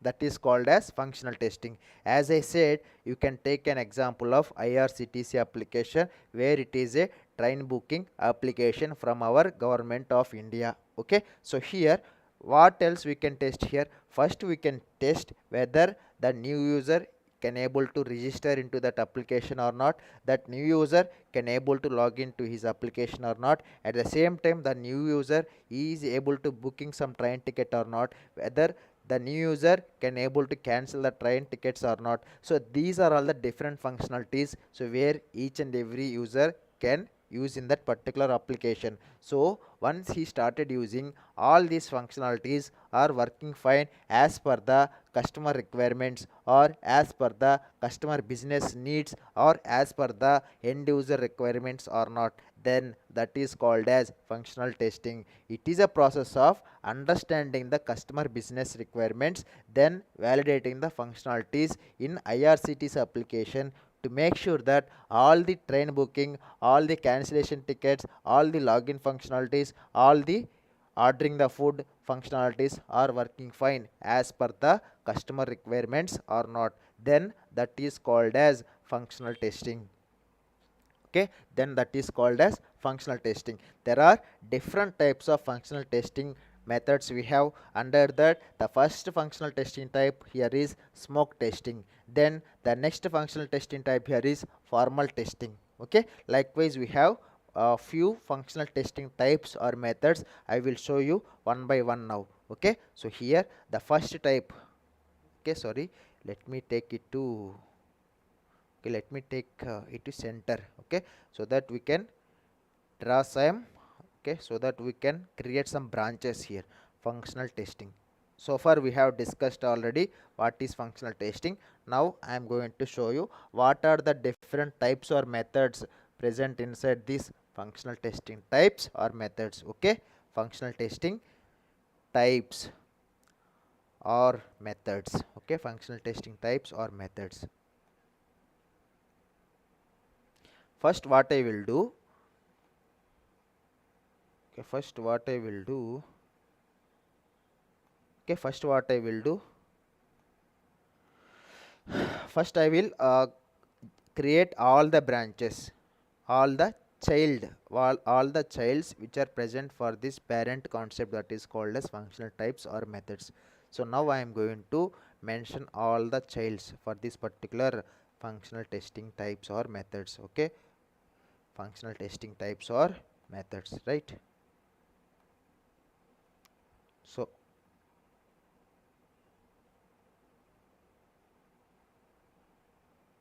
okay, so now I am going to show you one by one. So what is our first one here? Let me draw. Okay, so what is our first one, we will see. Okay, what is our first one and what is our next one? So here the first testing type under functional testing is which one? Smoke testing. Okay, which one? As I said, sorry, as I said, the first one here is smoke testing.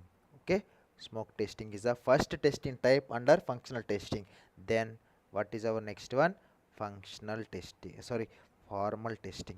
Okay, formal testing. Then what is our next one? Informal testing, that is also called as ad hoc testing. Okay, that is also called as ad hoc testing. So better I can draw like this. Okay, because there are many testings are available under this one. So first let me draw in vertically. Okay, so first let me take first testing method here is what? Smoke testing. Okay, smoke testing. And then what is our next type of testing here? Ad hoc testing or formal testing I can mention here. So after that we will mention here ad hoc testing. Okay, these are the different testing types which are available under functional testing, right? So next, what is our next testing here? Priority based testing. Priority based or risk based testing. Okay, priority based or risk based testing. Okay, priority based or risk based testing. So then what is our next one? Retesting. Okay, then retesting. After that we have regression testing. After that we have regression testing. Okay, after that we have regression testing. So there are many more testings are there, we will see one by one. Okay, there are many more testing types are available inside this functional testing. Okay, let me write it down, all the different types of testing types. Then the next one here is end to end. Okay, end to end, end to end testing, end to end testing. So then what is our next one? That is benchmark testing. Okay, that is benchmark testing. Okay, that is benchmark testing. Then what is our next testing? That is exploratory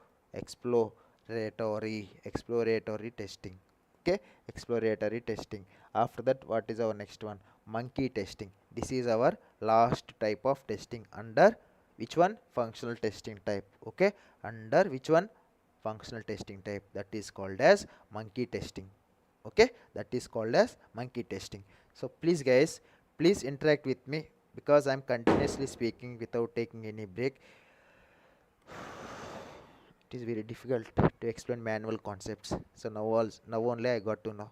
Okay, so please interact with me, please interact with me guys. 5 people are currently watching, so please guys, again I am requesting you all, please, please guys, please try to interact with me in between, uh, where I want some break here. Okay, so in between we can discuss some normal questions from technical point of view, at least for 2 to 3 minutes. Yes, Mr. BJ. So apart from this, because I need some thing to be discussed with you, because if I'm continuously keep on continuing the session means, see, even I am also not understanding, are you able to understand or not? Better we can discuss if you have any other questions as well, so that we can terminate from this manual to automation at least for 2 to 3 minutes, so that our brains will refresh, right? So that's why I'm requesting you all. Okay, if you have any questions also, you can directly respond in the live chat. Okay, no problem, so that we can spend at least 2 to 3 minutes on different concepts. Okay, so okay, what you guys are thinking, whether we can continue with this or whether we can discuss something like uh, discuss about some technical point of view from automation or manual or for interviews, anything it will be, please let me know in the live chat. Okay, so I will discuss with you all the smoke testing, what is smoke testing, what is formal, what is ad hoc, what is priority, what is retesting, what is regression, what is end to end, what is benchmark, what is exploratory, and the last one is what is monkey testing.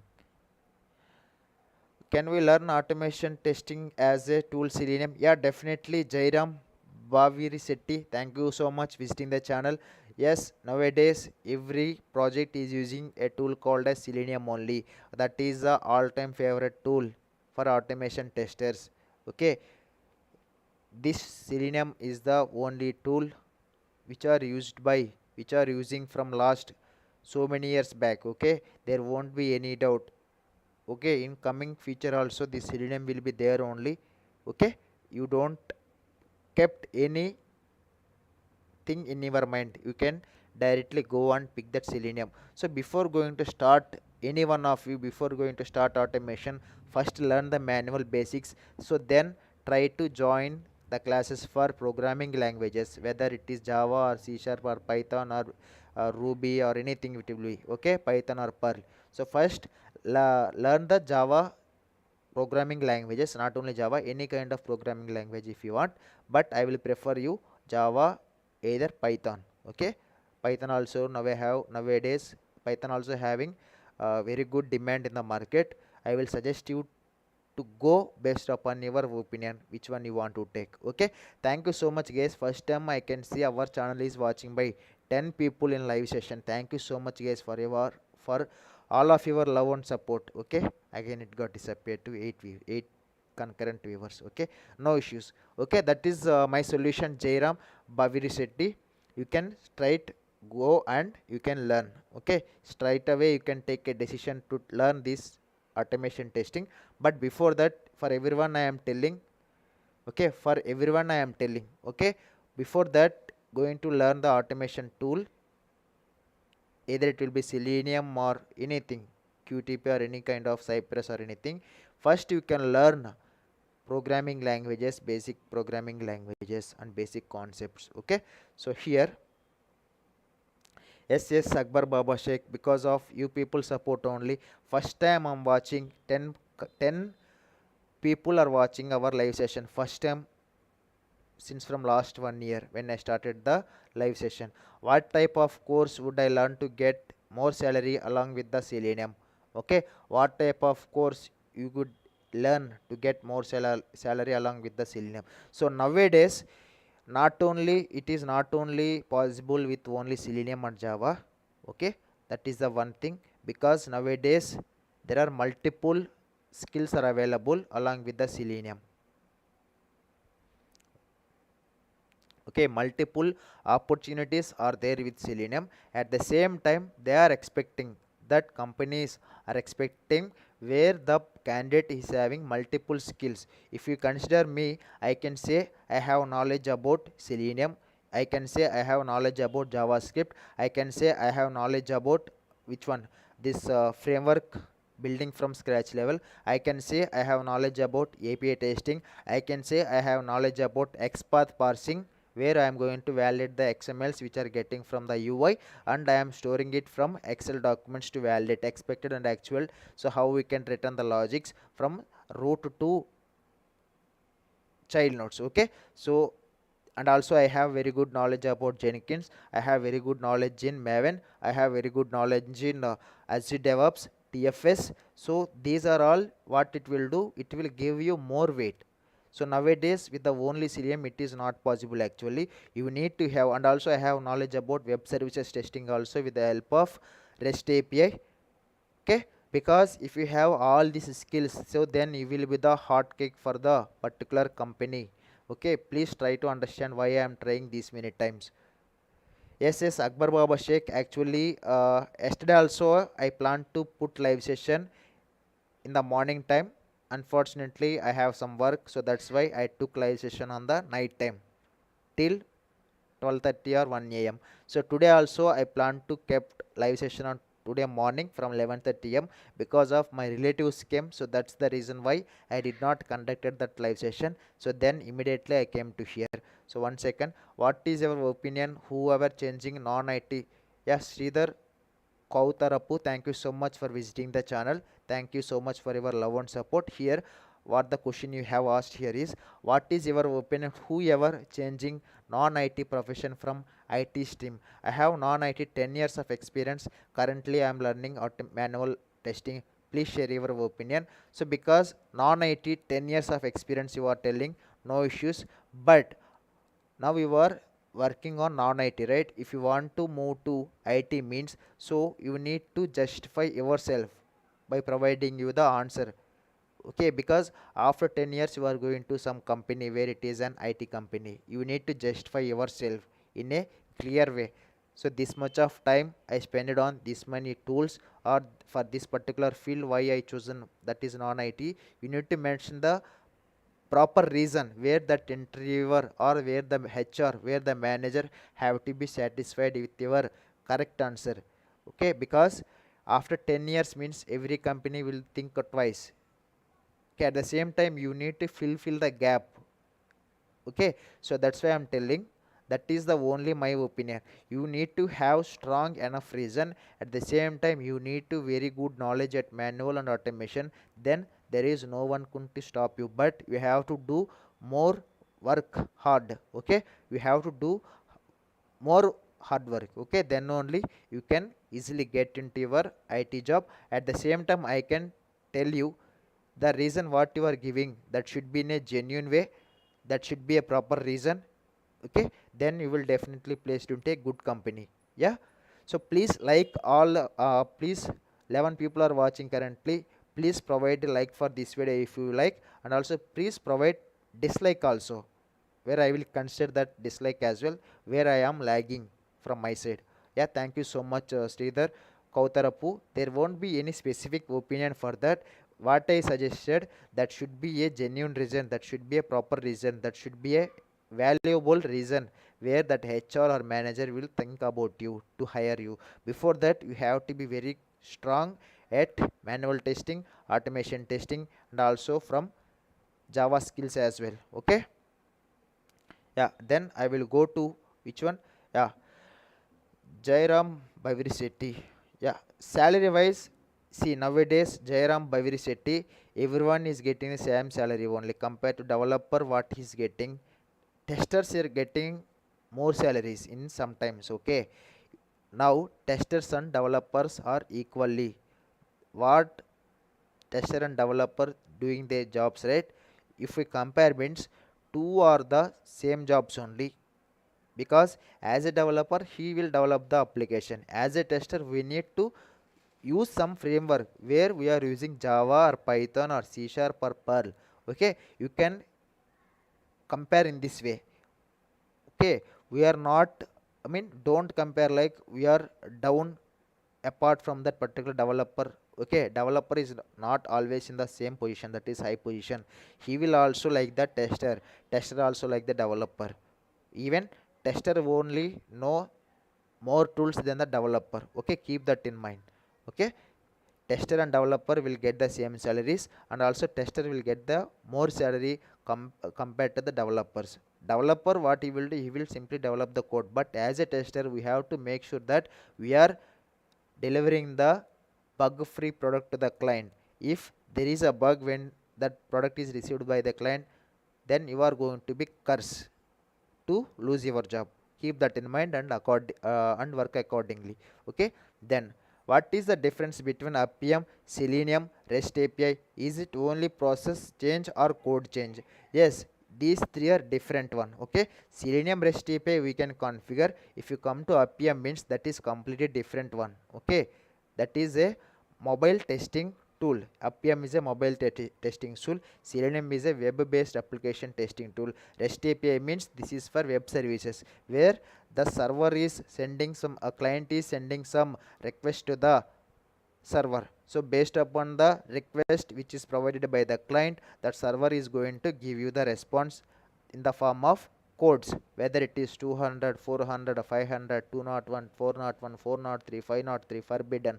So these are all the different error codes you will receive if you are working with any Google application or something different application. You will get some response codes based upon the request what you have requested to the server, so that it will give you, I mean it will acknowledge with you some response, some message code.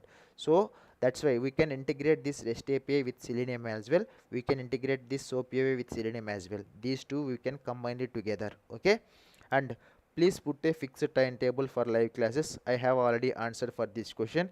Akbar Baba Sheikh, thank you so much. Anyone else, guys? We can move to the our actual concept now. Okay, we can move to our actual concept. Yeah, Jairam Baviri Setti, what you asked. Thank you so much, sir, for yes, Sagar Reddy. I will tell you where I am. Yeah, thank you so much, sir, for answering my question. And my last question is, what type of course will be helpful to get more salary after learning Selenium? I have already mentioned this, Jairam Baviri Setti. And the next one here is Sridhar Kautarapu. Thank you, sir, for valuable information. Thank you so much, guys, the people who are watching currently and the people who left it in middle. I am really appreciating the love you are showing towards the channel. My primary goal here is I want to provide the best content for you people to don't struggle, where the people are coming from non-IT, where the people are struggling to get a job, where the people are struggling to schedule their days to learn the manual and automation scripts, where they need to get some good salaries, where they want to become start their career from testing engineers. Okay, so that's the my intention. Then my next target here is help our channel to reach 1k subscribers as soon as possible. I am expecting by this weekend, I mean next Sunday, before Sunday we are going to achieve that 1k milestone. Once that is completed, I am going to conduct mock interviews. Okay, so to achieve that mock interviews, to conduct mock interviews, our channel have to be some standard. So I kept my standard as 1k subscribers is my first target. Before that, I want to provide more information in terms of automation, manual, framework level, what are all the different types of interview questions. So these are all my initial targets. Based upon my efforts, I am expecting to reach 1k subscribers. Once if I reach, my next target is to conduct mock interviews, where I can directly interact with you people via mock interviews. For that, I want 1k subscribers. After that, I will purchase one Zoom application. After that, I will configure that Zoom to our YouTube application, so that we can conduct our mock interviews for all the people who are participating in our channel. Okay, that is my next target.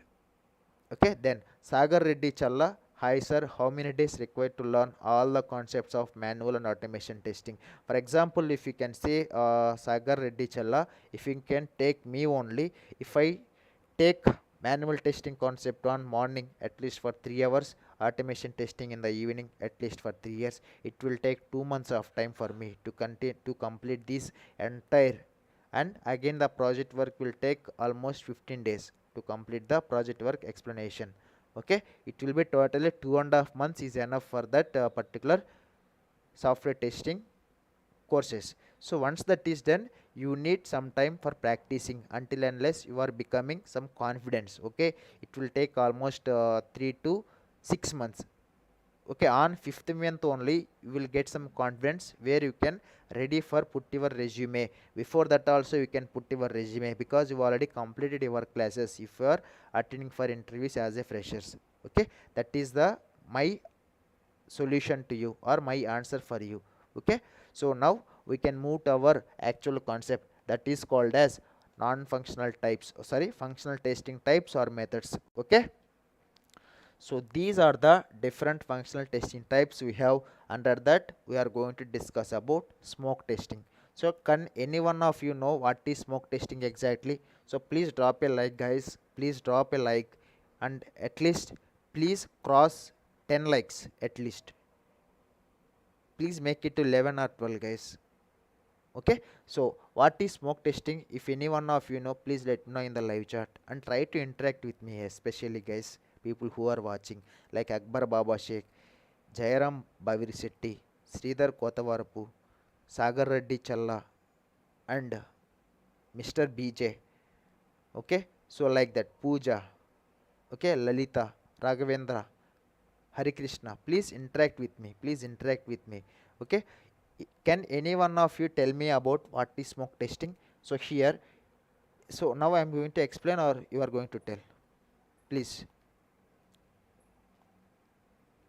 Okay, tell me, guys.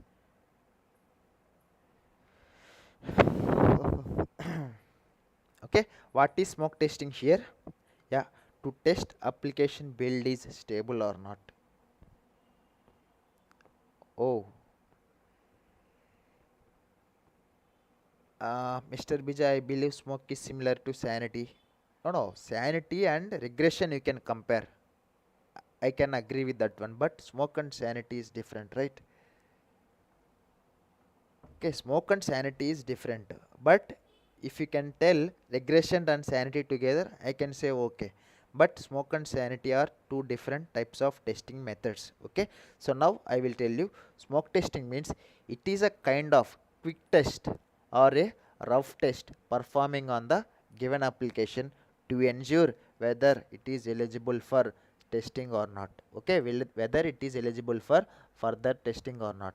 Means, so why it is a preliminary check of the software. Yes, yes, exactly, Jairam Bhavirsetti, what you mentioned it, that is a correct answer.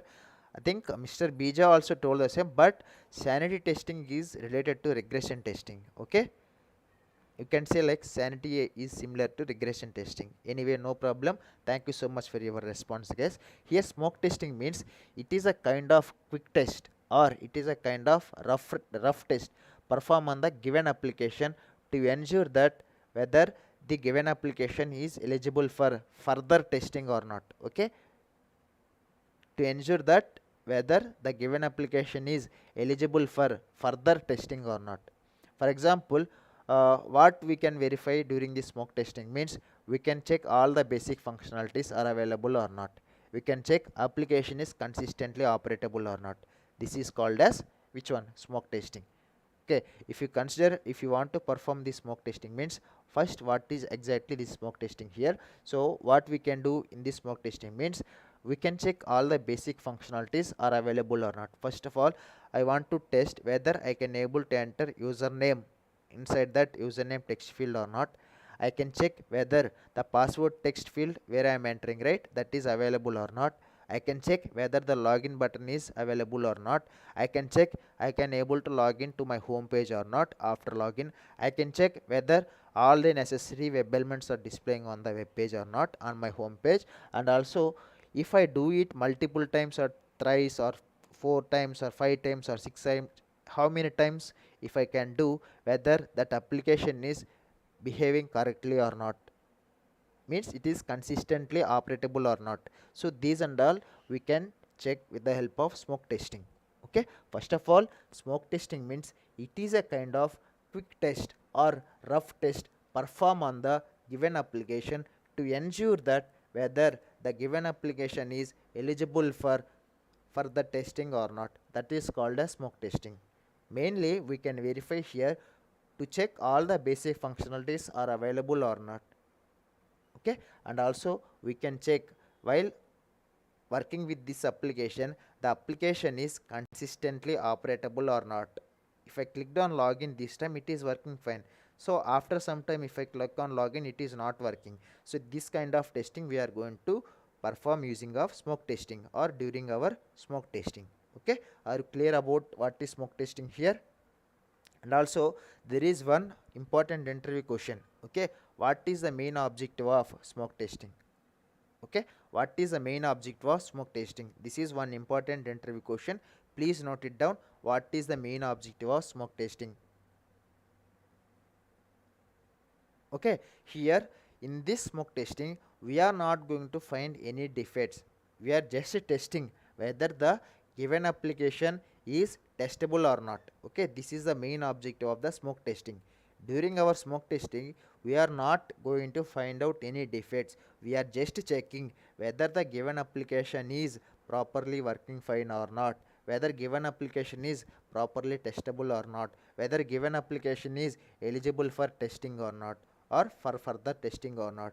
This is the main objective of smoke testing. Please note down this answer. You, during your interview questions, any one of you will get this type of question, that is called as, okay, that is called as what is the objective of smoke testing. Okay, let me note it down here in the same. Objective of smoke testing is, okay, what is the objective of smoke testing? Okay, objective of smoke. Okay, objective of smoke, what?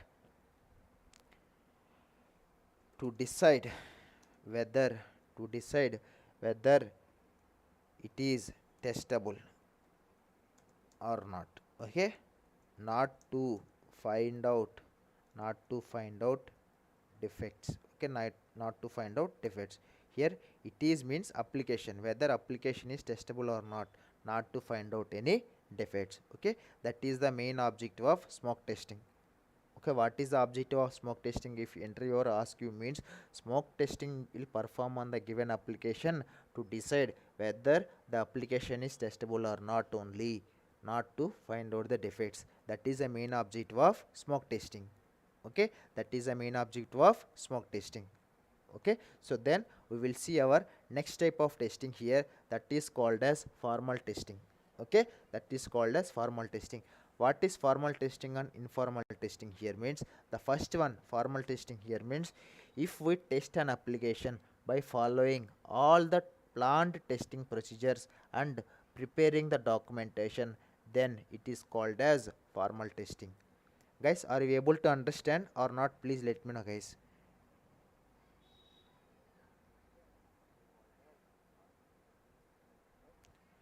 Guys, are you able to understand or not? Please let me know. If yes, also no worries. If no, also no worries. I will try to explain it one more time. What is smoke and what is formal testing? Please let me know from the live chat. Are you clear about smoke testing, right? Are you clear about smoke testing, right? Again, I am asking, are you clear about smoke testing, right? Yeah. Formal testing. So formal testing here means, if we test an application by following, yes, yes, I am telling Mr. BJ. Formal testing means, yeah, thank you so much, Mr. BJ. And remaining also, I hope everyone is clear. Okay, so here formal testing means, if we test an application by following all the planned testing documents and all the prepared documents, then it is called as formal testing. If we are testing any application means, there will be some process to be followed, right? Like writing some test cases and executing some test cases, finding some test cases, analyzing the requirements. So these are all the some kinds of process we need to follow. If we are following all these process means, then that is called as formal testing. Okay, if we test an application by following all the planned testing documents or all the requirement specification documents, then it is called as formal testing. Okay, so in simple words, what I can say, writing test cases and execution test cases and executing the test cases is called as formal testing. Okay, is called as formal testing. Formal testing are suggested for maintenance projects. Okay, formal testing are suggested for maintenance projects. Okay, formal testing are suggested for maintenance projects. Maintenance projects means big size of projects, banking applications, Amazon application, Flipkart application, e-commerce, CRM projects, insurance domain, healthcare domain, banking domain, e-commerce, ERP. Okay, so these are all the different domains, so we can consider all these as which one? Maintenance projects. For these projects, this formal testing will mainly suggested. Okay, that is about formal testing. Okay, that is called as formal testing. Okay,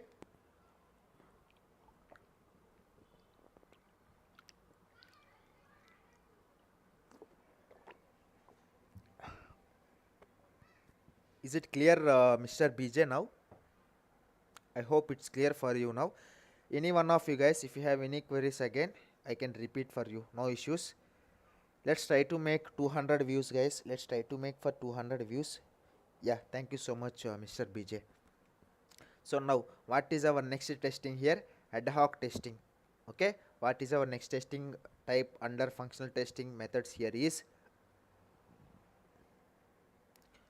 if we test an application without following prepared documentation, means without following any test cases, we are not going to write any test case, we are just testing.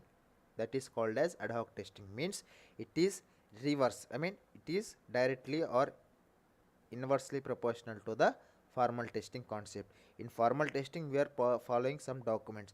If you come to ad hoc testing, means where we are not following some documents, then that is called as ad hoc testing or informal testing. It is suggested for which type of projects? It is suggested for smaller size of projects. For example, there is one shopping mall. Okay, that shopping mall owner reached out me to build an application where that is a small size of product, so I can build it only 1 or 2 months, I can hand over to him. So that informal testing or ad hoc testing will mainly suitable for smaller size of projects. That is called as ad hoc testing or informal testing, where we are not writing any test cases or where we are not providing any documentation, where we are not following any requirement specification documents. Okay, then that is called as ad hoc testing. Okay, where we are going to test it only one time, we are not going to repeat it multiple times. That is called as ad hoc testing. Okay, are you clear right till this point, guys? Are you clear right? What is ad hoc testing? It is directly opposite to, I mean opposite to formal testing. The definition here is, okay, formal and ad hoc. Ad hoc or informal both are same only. Formal is where we are writing some test case, executing, finding defects. But if you come to ad hoc means or informal means where we don't have any proper documentation, where we don't follow any procedure, where we don't write any test cases, so that we can consider it as ad hoc testing. So then we are going to discuss about the next type of testing here, that is priority based testing or risk based testing. Okay, what is risk based testing or what is priority based testing? So don't confused, if interviewer will ask you about what is risk based testing, means that is also called as priority based testing. It is a process of deciding what to test first, what to test next, what to test last, executing the first in the same order. Okay, for example, there are some high priority tasks to be tested, and also there are some low priority tasks to be tested, and also there are some very low priority test tasks to be completed, that is P4 or P5. Okay, so during this time we are going to use this risk based testing. So what is this risk based testing is telling here, means it is a process of testing, deciding. Okay, we need to decide whether the high priority tester, I mean high priority test needs to be tested first, or low priority test needs to be tested next, or low priority test, that is P4 or P3. So that test need to be tested for first, sorry, not test defects. Okay, so with the help of this priority based testings, we are going to decide which one to be tested first, which going to be going to be tested next, which one is going to be tested last. And whatever the test we performed, right, it will execute from the starting only. If I tested first the low priority test, then I move to the high priority test, means our execution will also be in the same way, like low to high only. There won't be any change in the order of testing and execution of testing. Whatever the test you tested first, you are going to execute that type of test only. Okay, there won't be any exchanging. Like if I test the first type of first test, if I test second test the second time, if I test third test on the third time, means once if you are going to execute, right, you need to follow the same order. how you tested, that is called as priority based or risk based testing. Okay, it is a process of, it is a process of deciding. Okay, that is called as priority based. Okay, based upon the priority I am going to test the particular defect. And also if you are going to execute means how you started your priority based test, in the same way you are going to execute as well, there won't be any change in between the order. Okay, and then what are the advantages of priority based test? So here priority based testing will helps to report critical defect at early stage to the development test. Okay, if I follow this priority based test means it is easy to find out any critical defect, at the same time it is easy to report at the early stages only. So that's why we need to follow this priority based test. Okay, priority based test will helps to report critical defect at early stage to the development time. If the sufficient time is not available, priority based testing is the better method. If you don't have any time, okay, to test all these based upon the priority you are going to test, so during the time this priority based testing or risk based testing is going to help you a lot. Okay, that is about advantages of priority based testing. So till now everyone is clear? Yeah guys, till now everyone is clear or not, please let me know. So today we will cover till regression testing. Okay, then that there are two more are there, so whatever we have remaining we will continue on tomorrow. Okay, till regression testing I will continue today, and I will going to ending the stream. After that we will continue for the remaining testing types. Okay, no issues, we can take it slowly only. Okay, yeah, come on guys. So here what is retesting? Okay,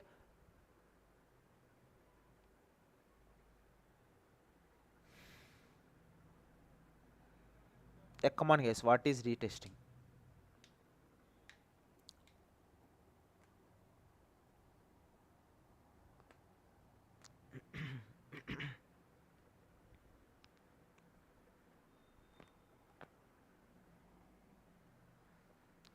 Testing failed one. No, it is not only with failed test cases, we can test the past test case also, right?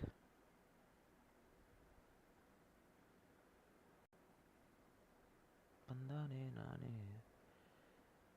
If we test a functionality repeatedly again and again, then that is called as retesting. Retesting will mainly comes on following situations. The first situation here is testing the functionality in the modified build to ensure prepared defects are correctly resolved or not. Yes, yes, yes. Okay, if we test a functionality repeatedly again and again, then it is called as retesting. Retesting will comes in mainly three scenarios. The first scenario here is testing the functionality in the modified build to ensure prepared defects are correctly working fine or not. If you are getting some defects, okay, you have updated to the developer. So what he did, he updated some code changes and he delivered or deployed again. So what you will do, you will test the same test case one more time to make sure that raised test cases which are working fine or not. Okay, so then the next scenario here is testing a functionality with multiple inputs to all the customers asked business conditions are correctly implemented or not. Okay, so during this time also we are going to test a login functionality where we are testing that functionality with multiple inputs to ensure that all the customers, so whatever they are providing the information, whether that login functionality is working fine or not, whether the login functionality is completely implemented or not. So that is the second scenario where we will do the retesting. And the last one here is retesting is also called as which one? Confirmation testing. Okay, retesting is also called as confirmation testing. We will go for retesting on mainly two scenarios. The first scenario here is testing the functionality in the modified build to ensure prepared defects are correctly resolved or not. Then coming to the next scenario, testing a functionality with multiple inputs to ensure that all the customer related login functionality is correctly implemented or not. Okay, then finally retesting is also called as confirmation testing. So here the next type of testing here is regression testing. What is regression testing? It is a process of identifying various functionalities in the modified build which may get affected basis of the change, maybe then retesting those functionalities. That is about regression testing. Okay, so I hope you know about this regression testing already. Okay, I hope this regression testing already known by more people.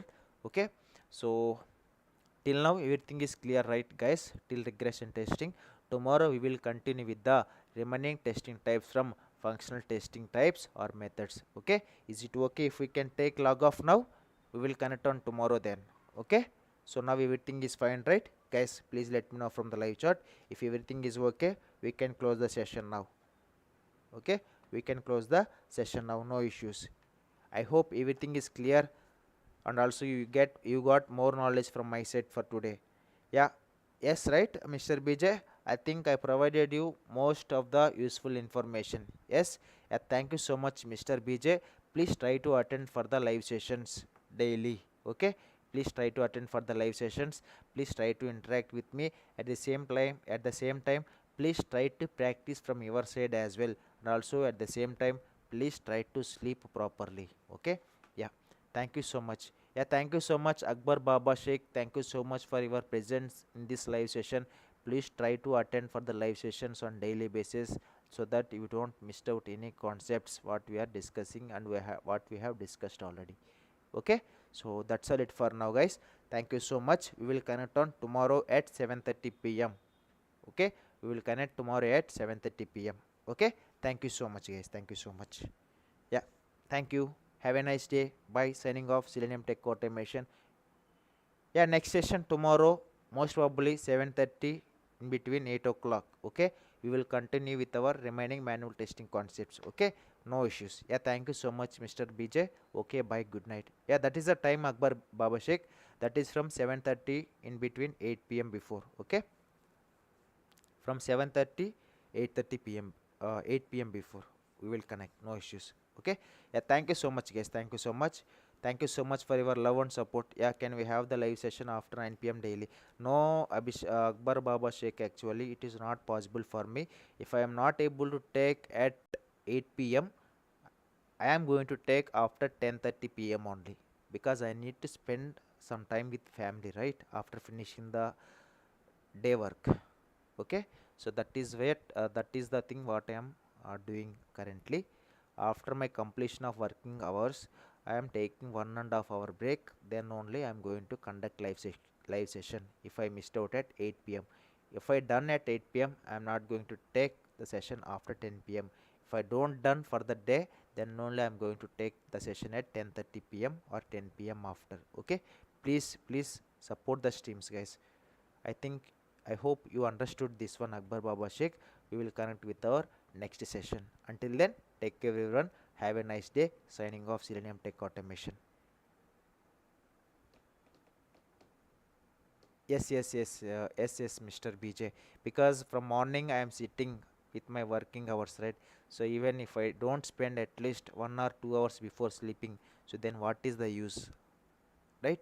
So that's why even I am spending very less time. I will spend only for lunch, I will spend only for breakfast, I will spend only for half an hour in my daily working hours with my family. So after that, I am going for bath, having dinner. If time is available, I will spend 1.5 hour or 2 hours hardly before going to sleep. That too, I am conducting these live sessions nowadays as well till 12 a.m. or 1 a.m. Okay, yeah.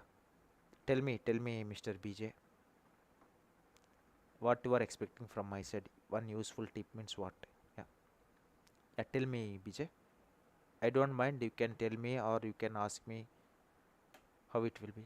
Eat only 3 times, that everything in 55 minutes. Yes, Mr. BJ. So I kept fruits along with me while doing working, and also Hope subscribers will reach 1K in 2 days. Thank you. Good night. Yeah, thank you so much for your support, Akbar Baba Sheikh. I'm really appreciating the people who are involving, like you, BJ, and Harsha Kumar or Sai Kumar is there. Harsha Sai. Okay. So for all those people, I'm really thankful for each and everyone. Okay. I'm wholeheartedly telling from my bottom of my heart. Okay. So please guys, please help our channel to reach 1K subscribers as soon as possible before the next week Friday or Sunday, which will really helps me a lot, so that even I wasted lots of time on conducting the mock interviews. I am getting to know I am wasting time. Okay, so that's why I am taking this time to reach our channel to 1K subscribers. Okay. Hi Ashutosh Kumar Chattarkar. Yeah, how are you? Ashutosh Kumar Chattarkar, how are you? Yeah, thank you so much, Mr. BJ. We are coming to the end of, we came to end of the session, Ashutosh Kumar Chatarkar. Okay. So today night we don't have any session, Mr. BJ, and reminding. Today night we don't have any session. I will have a chance to attend live after 9 p.m. only. Yeah, yeah, definitely. That's what I am telling Akbar Baba Sheikh. Even I am also not sure after 7:30, because once upon a day I conducted at 7:30 scheduled, but I didn't finish my work during 7:30. So what I did, I waited. I mean, I make the live people who are watching channel more than half an hour because of my work. So I don't want to do, and I don't want to repeat that one more time. So that's why I'm telling. Okay. After 7:30, before 8 p.m. if it is not possible, you can expect after 10 or 10:30. 10:30 only maximum. Okay. After 10:35 you can expect. When if I don't make live session at 7:30 p.m. or before 8 p.m., then only you can expect a live session at 10:30. If I conduct 7:30 before 8 p.m. means then you don't expect after 10:30. Akbar, or else go through previous sessions if he missed. I do same. Yes, yes. Yeah, that is a good suggestion, Mr. BJ. What you are suggesting to Akbar, yeah, that is really appreciable. Okay, so I am clearly explaining each and everything. If you want, you can go through all our sessions, live sessions especially. There is a tab, and also there is a tab for videos, there is a tab for shorts, there is a tab for community post. Okay, you can check all the updated content from my channel from all these tabs what I have mentioned. For video uploads, you can check from the videos tab. If you want live sessions, you can check live session tab, live tab. If you want short videos, you can check from shorts tab. If you want any post related, you can go to our channel and go to community. There you can find the post, or else you will get all the notifications when I am doing live session or when I am uploading videos. Maybe someone is not getting the notifications, it seems. Okay, if everyone is getting means then no issues. Okay, what I will do then, Mr. BJ. So what I will do, and remaining I am telling, I am taking break for 20 minutes till 7:45 or 8 o'clock. Again I will come. Okay, again I will come. Okay, so now only I am adding that background for you. Please, again I will come then, because today is Sunday, right? No problem, I can extend my stream after 8 p.m. So meanwhile I am going to be on break. Okay, so after 8 p.m. or 7:45 we will connect one more time to continue with the remaining topics. What are all the pending topics we have? Okay, no issues.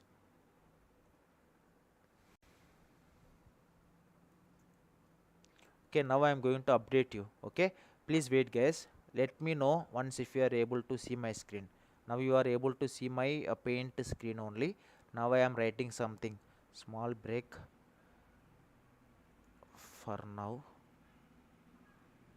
Okay, I will be back at 8 p.m. Okay, yeah, I will do in this way then, so that I don't miss you, any one of you. If you want, you can take break as well. Okay, so that we can connect one more time. Okay, no issues, I can extend my session today. I can extend my session for you people. Okay, so we will connect after 7:45 or at 8 p.m. Okay, that's why I'm writing one note down here. I mean, I'm preparing one note here for the people like you. Okay, please, please try to understand, guys. We need to take some break. It is not possible to sit continuously more than 3 hours in the same place. Okay, so that's why I'm telling for everyone.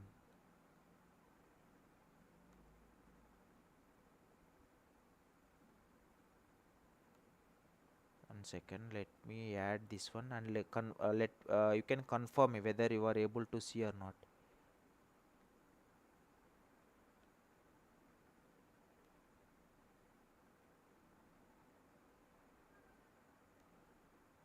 1 second, guys. Preparing, still preparing. 1 second.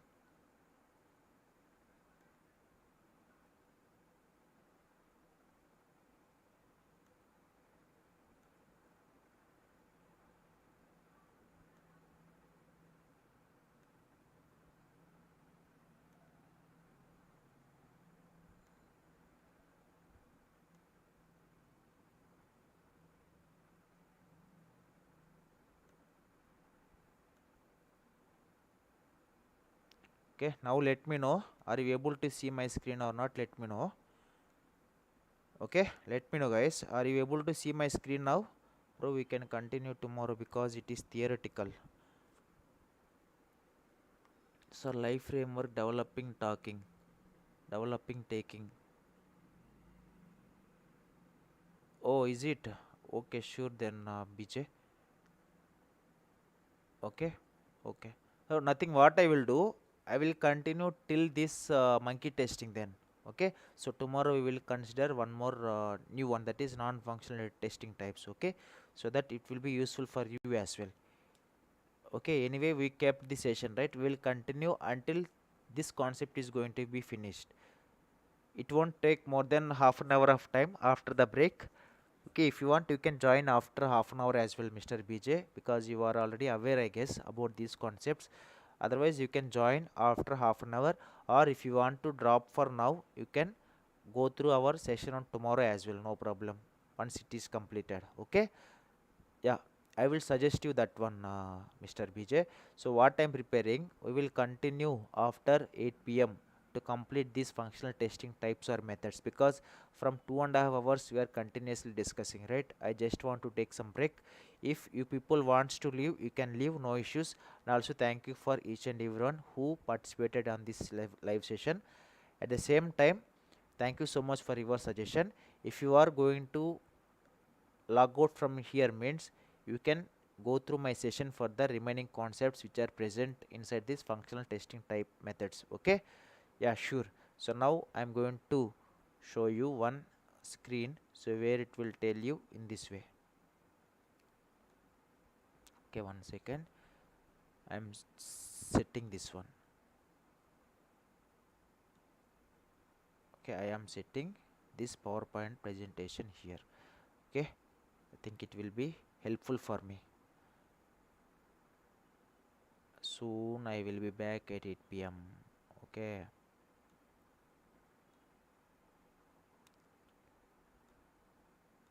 otherwise I will keep this white color. Okay, yeah, it's better, right, if I do like this. Yeah, thanks guys, thank you. Okay, I will be back at 8 p.m. Okay, till that I am going to be break for some time. Yeah, thank you guys. Thank you, BJ and Akbar Baba Sheikh and Ashutosh Kumar. I am not understanding, Ashutosh Kumar Chatarkar, what you have asked. Sir, life framework, developing, talking or taking. No, a live framework, I will take it once these manual testings got completed, concepts got completed. Ashutosh Kumar Chatarkar.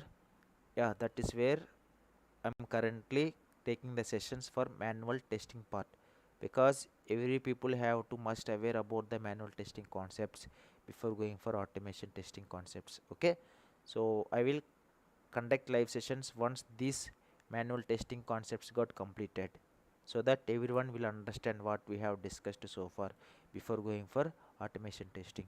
That is my intention. Okay. Yeah, sure. Okay, we will connect at 8 o'clock sharp. No problem. Let me go for break for some time. Okay, sure, guys. Sure. I will be back at 8 p.m. Okay. If you want, you can join after 8 p.m. as well. No issues. Meanwhile, you can talk. You can also take some break. Yeah, thank you, guys. I will be back at 8 p.m. because I want to complete this session today. Okay. Thank you so much. I am dropping off now. I will come at 8 p.m. If people you want, you can join with me at 8 p.m. Okay. No issues. Yeah.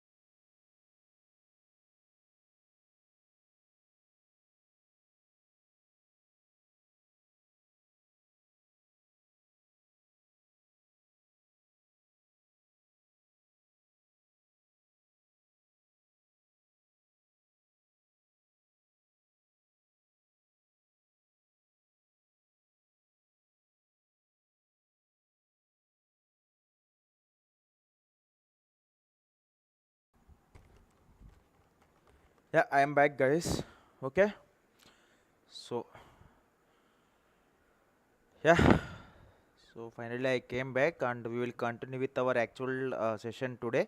That is, now we are discussing about the functional testing types or methods. Okay, so in that we have discussed so far what is regression testing and what is retesting, and also we discussed about what is priority based testing and what is formal testing and what is informal testing. So these are the different concept we have discussed so far. So now let me discuss about the remaining concepts, that is called as what is end-to-end testing. Okay, so now the first concept here is, the next concept here is what is end-to-end testing. Okay, so till now I have discussed what is smoke testing, what is formal testing, what is ad hoc testing, what is priority based or risk based testing, and what is retesting, what is regression testing. Till these points I have covered, and also I have discussed already what is white box testing, why white box testing required, and what is black box testing, why black box testing is required. And now to perform UI testing, to perform security testing, load testing, performance testing, which is not possible. So that's why this black box testing is introduced to test these types of methods as well. In that we have system testing, right? The first one here is system testing. Under that we have functional testing and non-functional testing. So in functional testing, so these are all the different types of testing types are available. Inside that we have covered till regression testing. Now I am going to continue with the remaining testing types under functional testing types. Okay, so later once this functional testing got completed, I am going to discuss about non-functional testing types. Okay, so now let me continue with what is end-to-end testing here. Okay, what is end-to-end testing? Okay, so here testing the overall functionality of the system including data integration among all the modules. Okay, that is called as end-to-end testing. So here end-to-end testing will be carried out by senior testing, who senior testers who have the complete knowledge on that particular product. Okay, who had the complete knowledge about the particular project, that is called as end-to-end testing. Or also, okay, so that is called as a end-to-end testing. Okay, that is called as end-to-end testing. So what is end-to-end testing here? Okay, what is end-to-end testing here? Testing the overall functionality of the system including all the modules. Okay, including the data integration among all the modules, that is called as end-to-end testing. So this end-to-end testing will carried out by the senior testers who have the complete knowledge about that particular product where they are started testing. Okay, that is called as end-to-end testing. Okay, so anyone doubts here what is end-to-end testing here? Hey guys, anyone have any doubts? Please let me know in the live chat. So what is end-to-end testing here? So end-to-end testing means testing the overall functionality of the system including data integration among all the modules, that is called as end-to-end testing. So here end-to-end testing carried out by the senior testers who have the complete knowledge about the product, then that is called as end-to-end testing. Okay, then that is called as end-to-end testing. Okay guys, if you have any doubts, please let me know from the live chat about what is end-to-end testing. I will repeat it one more time, what is end-to-end testing. Please let me know from the live chat, guys. What is end-to-end testing means end-to-end testing is carried out by the senior testers who will have the complete knowledge about that particular product. Okay, and also during this end-to-end testing where all the, okay, where all the functionalities of a system which including the data integration among all the modules. For example, I have like four modules here. First one is login module, then home page module, then registration module, then cart page module, then payment page module. There are five modules which are available for my online shopping application. So while doing this end-to-end testing, what I will do as a senior tester, I am going to integrate all these modules together with respect to data. What I am going to do with respect to of test data.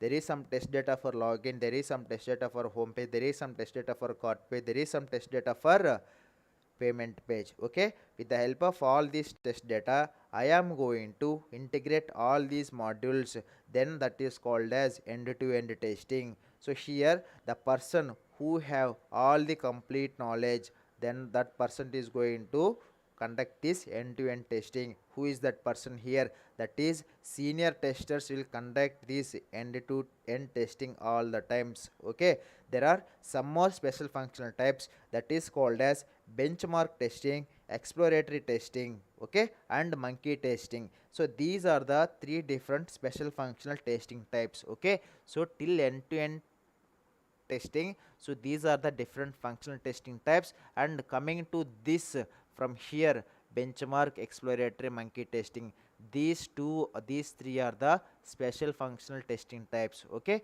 these three are the special functional testing types. Okay, these three are the special functional testing types. Okay, so which are those three? Benchmark is a special testing type, and exploratory testing is the special functional testing type, and monkey testing is the special functional testing type. So first we will see what is benchmark testing. Okay, so for example, so here special functional testing type, right? This benchmark testing will comes under special functional testing type. So what exactly it means? Comparing product, our product will well established product in the market, that is called as benchmark testing. For example, there is a Shopcart. Okay, my product name is Shopcart. So where I am going to compare my product called as Shopcart with the Amazon product. Okay, with the Amazon product. So that is called as benchmark testing. So comparing our product with well established product in the market, that is called as benchmark testing. Okay, comparing with our product with the well established product in the market, that is called as benchmark testing. For example, if you have Android phone, then this Android phone you are going to compare with Android, I mean Apple phone. Okay, this Android OS phone you are going to compare with iOS Apple phone. So that is called as which one? Benchmark testing. So where you can compare the features which are available in Android with the with the features which are available iOS. Okay, iOS device. So that is called as benchmark testing, which means comparing our product to the very well established product in the market, then that is called as benchmark testing. That is called as what? Benchmark testing. Now we will discuss about the next special functional type testing here. Testing type here is exploratory testing. Exploring the application, understanding its functionalities, and then testing it, then it is called as what? Exploratory testing.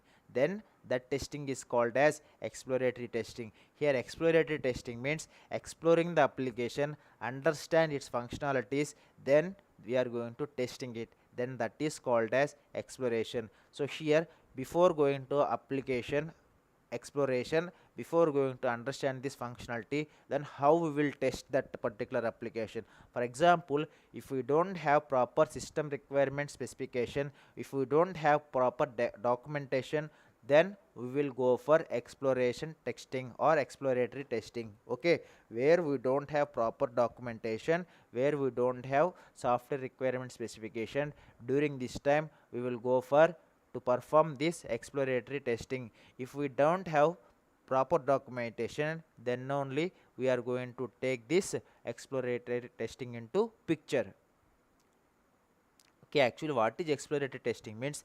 Exploratory testing means exploring the application, understanding the functionalities, then testing it, that is called as exploratory testing. So when we will go for this exploratory testing means where we don't have enough documentation part, where we don't have enough system requirement specification documents, where we don't have proper time, during this time we are going to perform this exploratory testing, that is called as exploratory testing. That is where if we don't have proper documentation, then only this exploratory will comes into picture, that is called as exploratory testing. So then what is our next special functional test type method here? That is the last one, that is called as monkey testing. Okay, what is monkey testing here? Wantedly performing some uneven operations or zigzag operations with an intention of making the system fail, that is called as monkey testing. Okay, so wantedly we are trying to prove that application to be fail. Okay, wantedly we are performing some uneven operations or zigzag operations with an intention of making the system fail. I want to make the system fail with all my unwanted operations or uneven operations or zigzag operations, then that is called as monkey testing. So we need to make one note here: exploratory testing and monkey testing both will comes under which one? Ad hoc testing. Okay, exploratory testing and monkey testing will comes under which one? Will comes under which one? Ad hoc testing. Okay, this monkey and exploratory and monkey comes under which one? Comes under ad hoc testing. Comes under ad hoc testing. Okay, comes under ad hoc testing, right? Okay, comes under ad hoc testing. Exploratory testing and monkey testing both will comes under ad hoc testing, that is called as monkey testing. Okay, these are all the different functional testing types or methods we have inside our manual testing concepts as well as for software testing concepts. So please guys, if you have any questions now, you can directly ping me in the live chat. I will respond you accordingly. I will give you 2 minutes of time from now. Please utilize these two times to ask questions to me. Okay, please utilize this time guys, 2 minutes of time till 8:16. I can wait for you. After 8:16 I am going to start the session again. Okay, please try to understand guys the concepts what I am discussing here. So far I have covered what are the different functional testing types or methods we have. Okay, please try to interact with me. I will give you 2 minutes of time from now, please. Okay, any questions you can ask. Yeah, now time is yours. You can utilize and you can interact with me from now onwards, please guys, for 2 minutes. So later I will continue with our what non-functional testing types. Okay, later I will continue with our non-functional testing types. With this functional testing types or methods explanation got completed. Now I gave you 2 minutes of time. If you have any questions, please feel free to ping in the live chat. After 2 minutes again I will start with what are the different non-functional testing types we have. Okay, so please raise your questions in the live chat always open for you to ask any kind of questions. Okay, so, yeah, come on guys.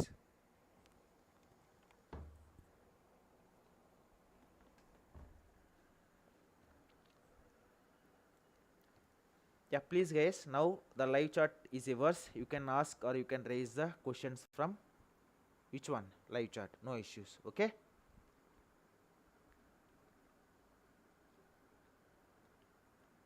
yeah, come on guys.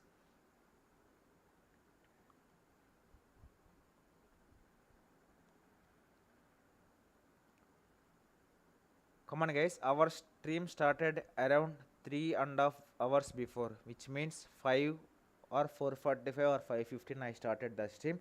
So far you shown lots of support throughout our channel and throughout all of our videos. If you have any doubts or concerns, now you can ask to me. Okay, I will try to clarify all your doubts before going to start the next concept, that is called as non-functional testing types. Okay,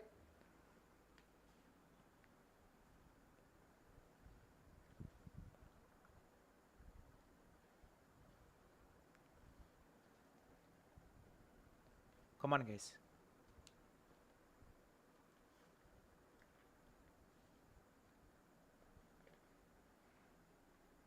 Okay, no worries. Now I am going to start. See, we have already discussed at application level non-functional testings like UI testing UI testing, usability testing, compatibility testing are not possible. Okay, to perform all these non-functional testing activities only, this black box testing is introduced, right?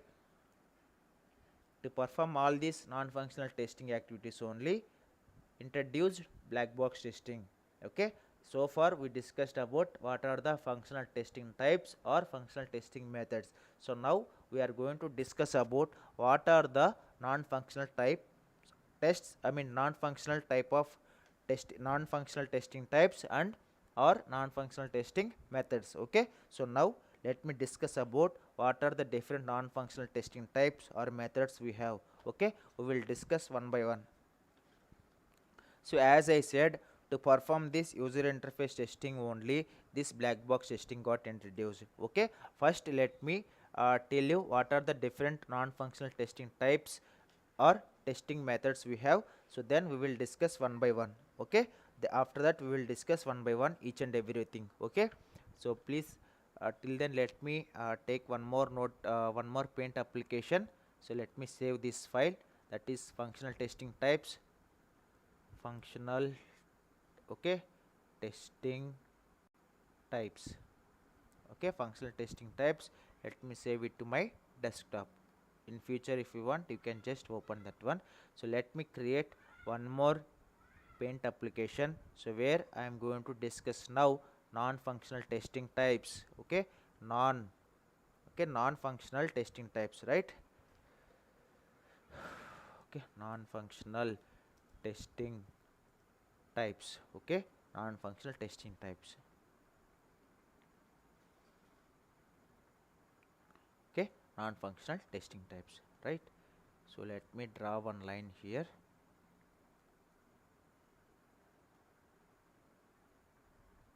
These are the non-functional testing types, means what are the different non-functional testing types we have.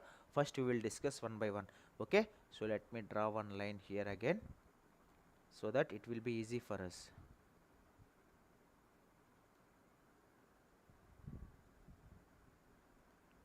Okay, let me draw a line like this. Okay, now I am going to show you what are the different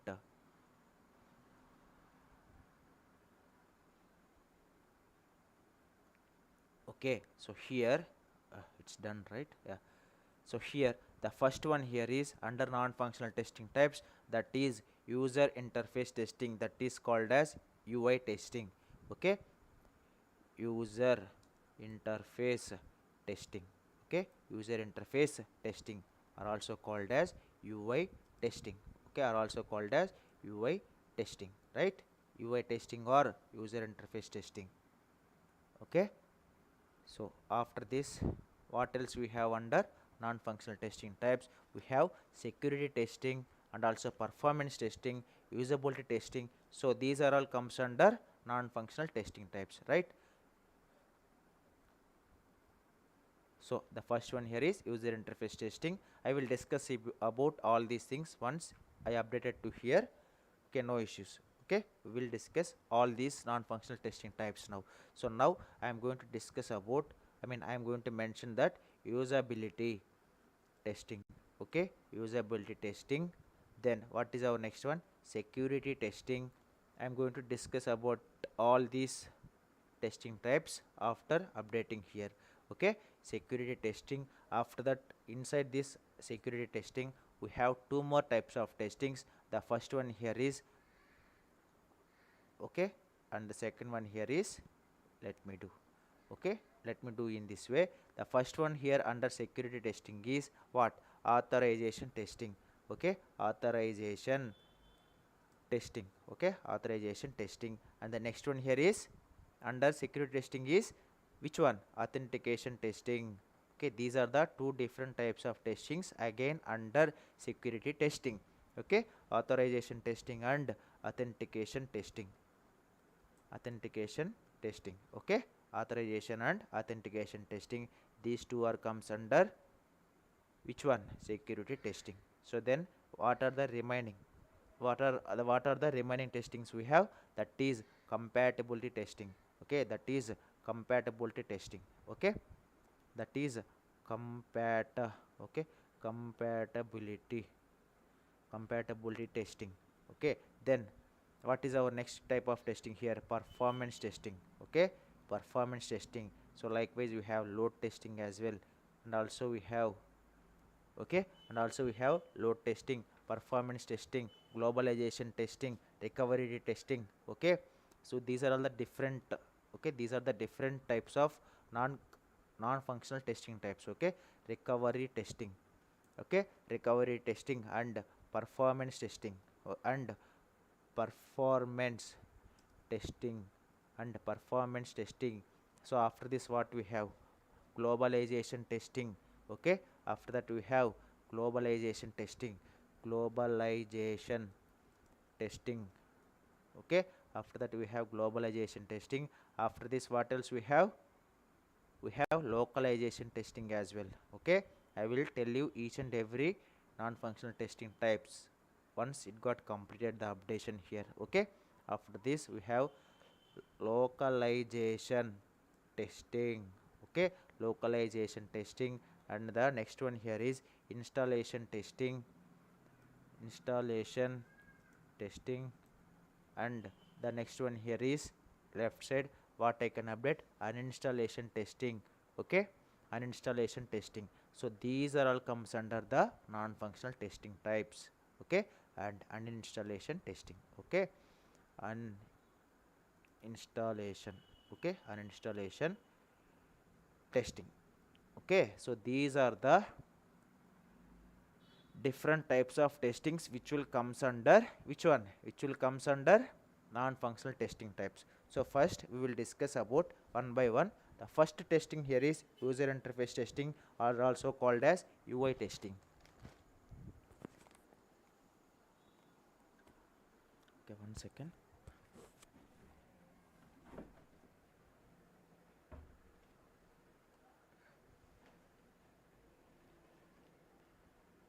Oh, sorry.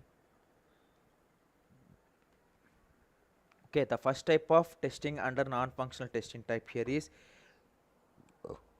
user interface testing. Okay, so here what is user interface testing means? Okay,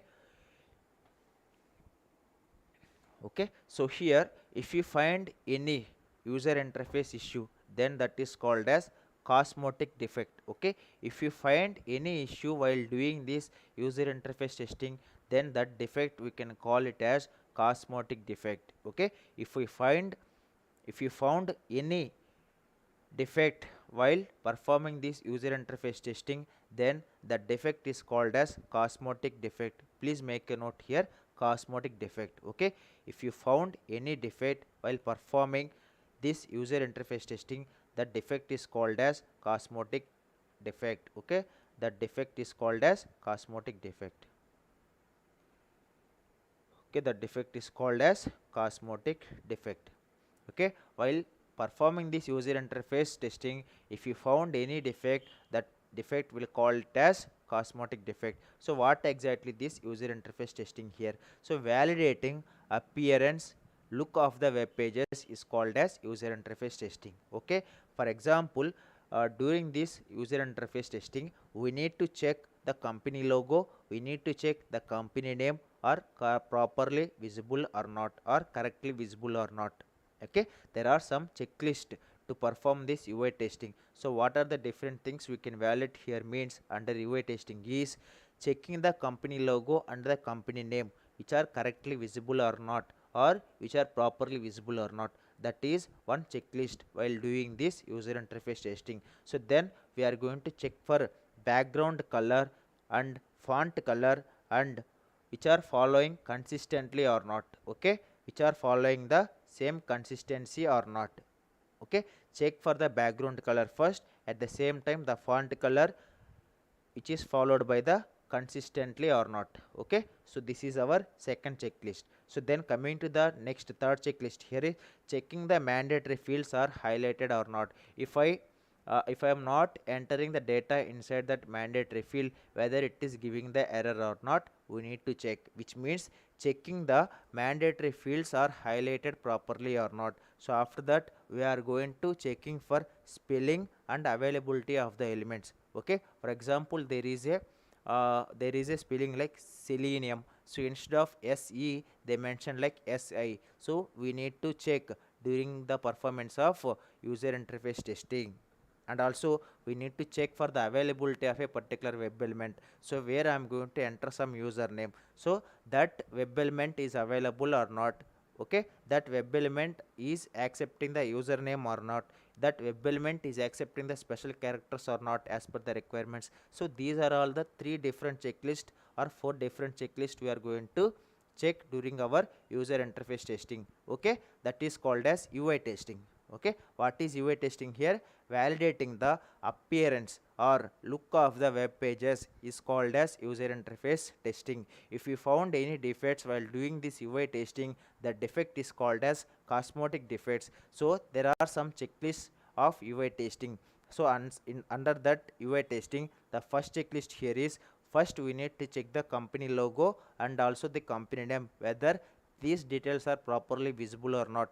That is our first checklist under usability testing. Then we have one more checklist, that is we need to check for the background color and also the font color, where those two are following some consistency or not. And there is one more checklist, that is called as checking the mandatory fields and also checking the mandatory fields are highlighted or not. So for example, if I'm entering my username in username field, unfortunately I missed out, so then it is throwing the defect, I mean then it is throwing the error or not, saying that mandatory field should be entered, username field should be entered, that is mandatory field. Like likewise we need to check for the mandatory fields also, whether it is highlighted or not. And also during the same UI testing we have one more checklist, that is checking the spelling and availability of the elements. So we need to check for a spelling for that particular web element, that is called as Selenium, whether that Selenium is correctly spelled or not, we are going to check. And also we are going to check for the availability, where the username text field is available or not, where the password field is available or not, where the login button is available or not. So these are all the four checklists where we are going to use in this user interface testing. So then what is our next type of testing here? That is usability testing. Okay, it is a process of checking does our application is easily understandable and operatable by end user or not. For example, if I want to enter some username, okay, so as per the technical or non-technical candidates or by end users, they should have to understand what is that field for. So during that time, if the username field is written with some different language, okay, during that time whether user able to understand or not, we are going to test. That is called as usability testing. It is a process of checking the application is easily understandable and operatable by the end user or not. That is called as usability testing. Okay, that is called as usability testing. So please guys, please try to understand the concept. I am not going to provide you any notepad kind of explanation here, because these are all the simple definitions where you can easily understand. Usability means what? It is a process of checking does our application is easily understandable and operatable by the end user or not. If you can consider the Amazon application, where the end user can easily understand the application, first he needs to enter his login account and he will logged into his account. If he wants to select any item there, whether the updated data is correctly displaying or not, in the terms of understanding for the end user. So this is comes under usability testing, whether the end user can able to use or whether the end user can able to operate that particular application or not. So that is called as usability testing. When you come to security testing is classified into authorization testing and authentication testing. First we will discuss about what is security testing. Okay, so here security testing is a process of checking whether all the required security conditions are correctly implemented or not. Okay, security testing is a process of checking whether all the required security conditions are correctly implemented or not. First of all, there are few checklists how we have inside our UI testing. In the same way, we have some checklists to be uh, understand during the security testing. Under that, the first checklist here is checking the data entered in security fields like login password, transactions password, credit card numbers, and also there are some, these details are properly encrypted or not, we are going to check. Okay, checking the data entered in the security fields like login password, okay, login field, or also like some transactions password, and also there is some credit card CVV numbers, etc. So which are going to be correctly encrypted or not. That is the first checklist under security testing. Here security testing is a process of checking whether all the required security conditions are correctly implemented or not. Okay, inside that there is a one checklist that is called as check the data entered in security fields like login password, transactions password, and also entered the correct CVV number or not. So all these transaction password, login password, CVV numbers are properly encrypted or not. We are going to test under security testing. Then coming to the next checklist, that is called as checking the browser navigation of logout. Okay, after the logout, if I took logout from my application, Gmail application, if I clicked on if I click on that go back arrow from the window, whether it is taking me to the proper home page or not before logging in. If again after logout, if I click on back arrow, if it is taking my again to my account, means then there is an error because I have already taken some logout. If you click on back arrow, means again it needs to be asked you for enter the password and username, right? Instead of that, again it is taking you to your uh, Gmail inbox. Okay, but that is not the expected behavior after taking the logout. That browser navigation also we need to check. At the same time, we need to check for direct URL access for the security pages or not. And also there is while if you are working with some banking application, sometimes what they did, they will disable the right click operation. Whether that is disabled or not, we need to check. Okay, that is also one checklist under which one, security testing. At the same time, we have some virtual keyboards are there. Okay, like there are some checking for the virtual keyboard, and also checking for the captcha, and also checking for the OTP. Whenever it is required only we are going to use. Okay, if you don't want, means that the fields won't come, right? So if they are telling to enter, means that virtual keyboard should be disabled, and the proper captcha should be entered, and the proper OTP received for the particular mobile number, the registered mobile number to that particular account. And also we need to check for the authorization, and also we need to check for the authentication. Those two are called as authorization testing and authentication testing here. Okay,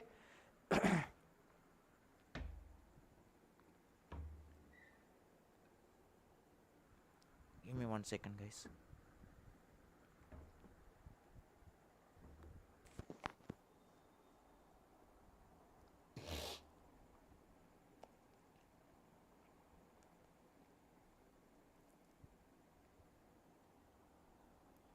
Okay, these two are comes under security testing, that is authorization testing and authentication testing. First, what is authorization testing? Here this is an important interview question. Okay, if you are attending for an interview as a fresher or experienced candidates, whether that project is related to security domain. Okay, so here the important interview question here is what is authorization testing. So here authorization testing is a process of checking whether the admin able to create new login accounts or not. Okay, at the same time, admin can able to set the permissions or not, and changing the permissions or not. For example, as I am a new user, there is some admin, he needs to create an account for me. For example, if you are working in any project, if you joined recently, there is one admin who is going to provide you the access to that particular application URL. If he don't provide you the access properly, then you are not able to use that particular application. So that is called as authorization testing. Means it is a process of checking whether the admin able to create new accounts for the new login users or not. Okay, new login accounts or not, if I am registering or if I join to that particular company as a new joining. Okay, and also admin able to set the permissions or not, and change the permissions or not. Okay, if admin provide me some permissions, then only I can able to use that particular application. If it is not able to provided by admin properly, then I cannot able to use that particular application with my credentials. That is called as authorization testing. Authorization testing will completely depends upon the admin actions only. okay, where he is going to provide you the access for the URL, where he is going to provide some permissions to access that particular application. That will comes under the authorization testing. Okay, so now I am going to discuss about what is authentication testing here. Authentication testing is a process of checking does a system able to recognize registered user or not. Okay, here authentication means, for example, if I have already registered to that particular application along with my username and password, so during this authentication testing, that is a process of checking whether the registered user can able to log in, or whether the registered user, that application is recognizing or not. Okay, application is recognizing that registered application or not, and providing the right information to the right user or not. So this is called as authentication testing. Authentication is a process of checking does that particular system able to recognize whether he is the right person to this account or not, whether this is whether that is providing the right information to the right user or not. That is comes under authentication testing. Then the next testing here is compatibility testing. Here it is a process of checking whether the application is properly visible and properly working in different devices, in different operating systems and different browsers or not. Okay, if there is any application, means that application is correctly behaving in different devices like mobile devices or laptops or computers. Okay, and also this application is correctly properly working on different operating systems such as Windows, Linux, Mac OS, and also this application is properly working fine or not when I worked with different browsers such as Chrome, Edge, IE or Safari. Okay, so this will comes under the compatibility testing. So this compatibility testing includes device compatibility testing, operating system compatibility testing and browser compatibility testing. This is about the compatibility testing concept. So then we will go for what is recovery testing here. What is recovery testing? It is a process of checking our application can handle the unpredictable situations like power failure, system crash or etc. Okay, for example, if I am using any application, actually I am in middle of my transaction. Once unfortunately my power gone, and also unfortunately my Wi-Fi network gone, and also unfortunately there is some earthquakes or there is some heavy rains. So during this time, whether that the information what I have provided, I can able to recover that particular information or not. So that we will test under recovery testing. Okay, recovery testing. So then coming to the next testing, what is performance testing here? Performance testing is a process of checking various efficiency characters on the system, such as, so if I am using some application, means after hitting the URL, on how many seconds after I am getting the response, we are going to test, means response time and processing speed. If I enter the URL and if I hit the enter button, so how soon it is giving me the application home page. So and also how soon it is processing, the speed to go back to that particular application after hitting the enter button. At the same time, we need to check for the load as well. If there are more number of users are logged to that application, how it is performing. Okay, we need to test that as well. And also per 1 minute, whether how many transactions are currently doing, whether all the transactions are processing correctly or not. So that is called as transactions per minute. And also transaction mixture, there are multiple devices, multiple number of transactions are going to happen. Once they made all these transactions into some kind of mixture, whether the users are getting the proper information or not, this we are going to test under which one? Performance testing. Performance testing is a process of checking various efficiency characters of the system. With here various efficiency character means the response time and the processing speed and the load and the stress and the transactions per minute and the transactions mixture. Okay, so here load testing means what? If there are 1,000 number of peoples are logging into the application, during that time how my application is working. If more than 1,000 number of users are logging into the application, how the application is behaving, which means based upon the load how the application is behaving. This is also one character, efficiency character will present under performance testing. So then what is the next testing here? Globalization testing. What is globalization testing here? It is a process of checking the user can configure different languages and currency, date and time operations or not. If it is made for multiple locality users, that is called as globalization, or it is also called as internalization testing, or also we can call it as I18N testing. Okay, globalization is testing is also called as I18N. If you consider internalization, if you can calculate between from I to N, there are some 18 alphabetical, so that's why we are calling it as I18N testing, also called as globalization testing, also called as I18N testing. Internalization testing, I18N testing, globalization testing are all the same testing concept here, same testing name, that is called as globalization testing. So it is a process of checking the user can configure. If I am opening my machine from United States of America, there if I am opening my machine means there I can able to configure my date as per my region, as per my country or not. As per my country I can able to read the currency or not. As per the country I can able to change the date and time operations or not. So these will comes under globalization techniques, okay, or testing. So next testing concept here is localization testing. What is localization testing?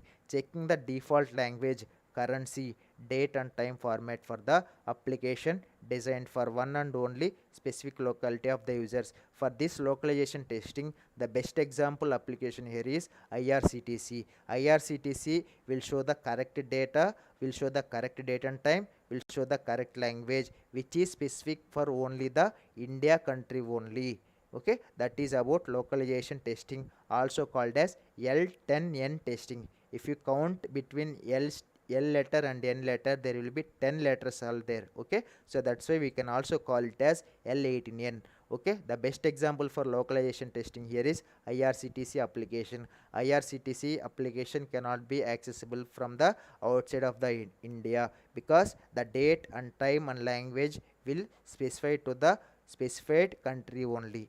That is the best example for localization testing. Then coming to the installation testing. What is installation testing? It is a process of checking are we able to install the product successfully or not as per the guidelines given in the installation document. For example, if you are installing some Chrome browser, so there you can see some configuration part, whether you are able to install that product successfully or not on your machine. We are going to test the help of installation testing. Okay, so then what is uninstallation testing? After installing the Chrome browser on your machine, you are going to uninstall. So during this testing we are going to test whether the installed Chrome browser, can I able to uninstall that product successfully or not. We are going to test here.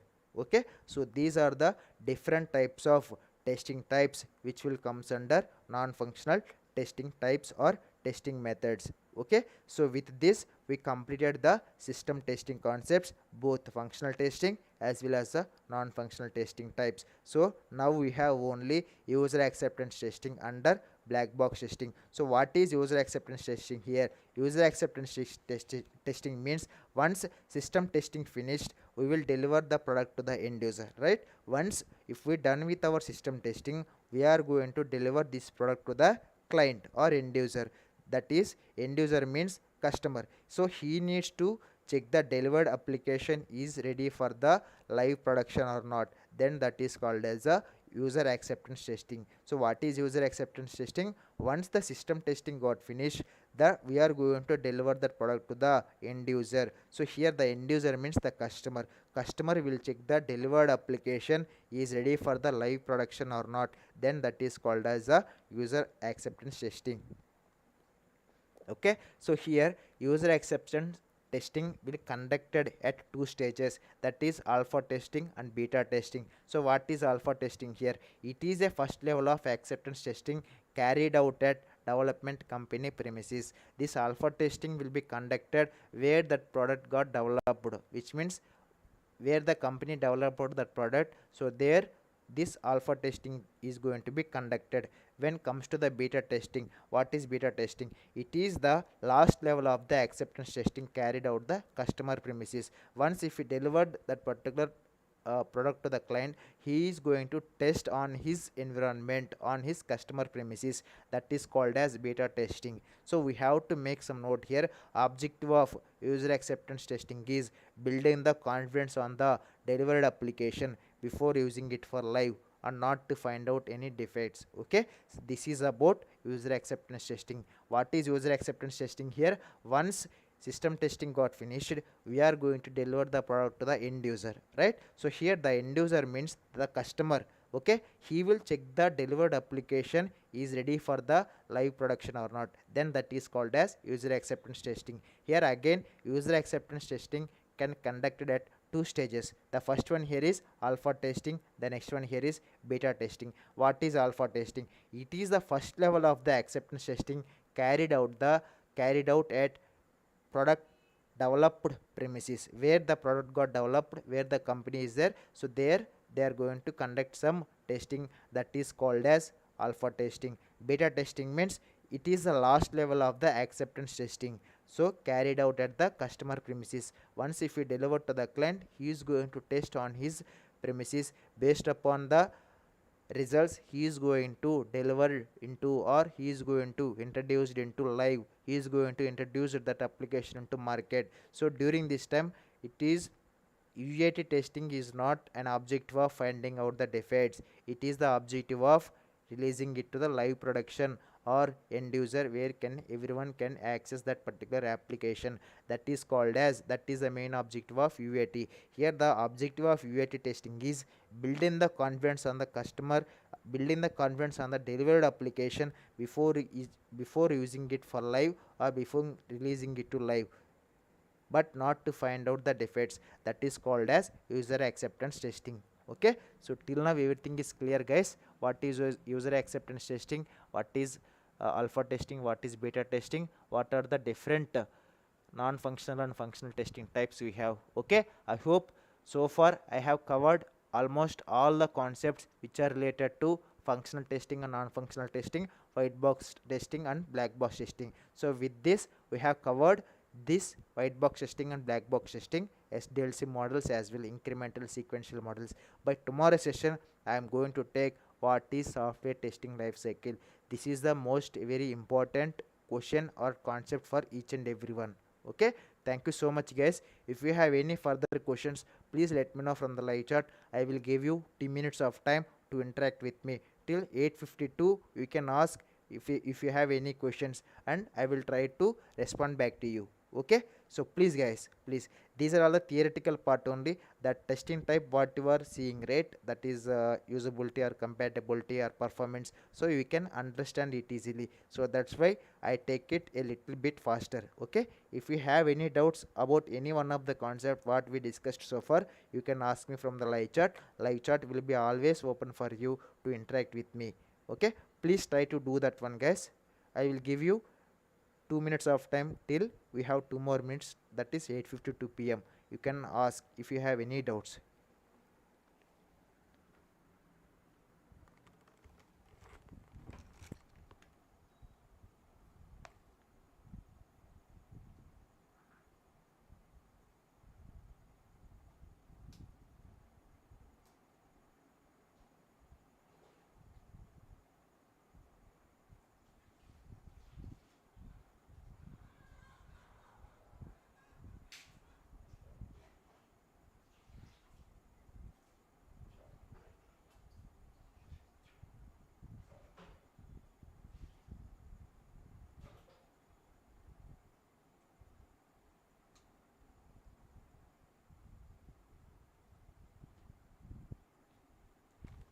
Okay, so no questions so far.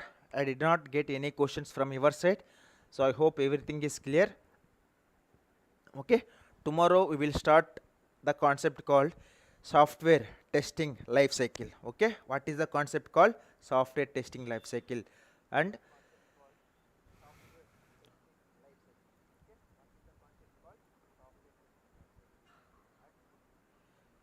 okay, so with this we finished. Okay, the concepts what I have covered so far, I will explain you one more time from part 1 of manual testing series. Okay, first, During our first part of manual testing series, I have explained what is a testing, what is manual testing, what a tester will do in his company, what is the role of a tester exactly, and then I told you about introduction to testing, where we discussed about project, product, error, defect, failure, and also I provided you one note.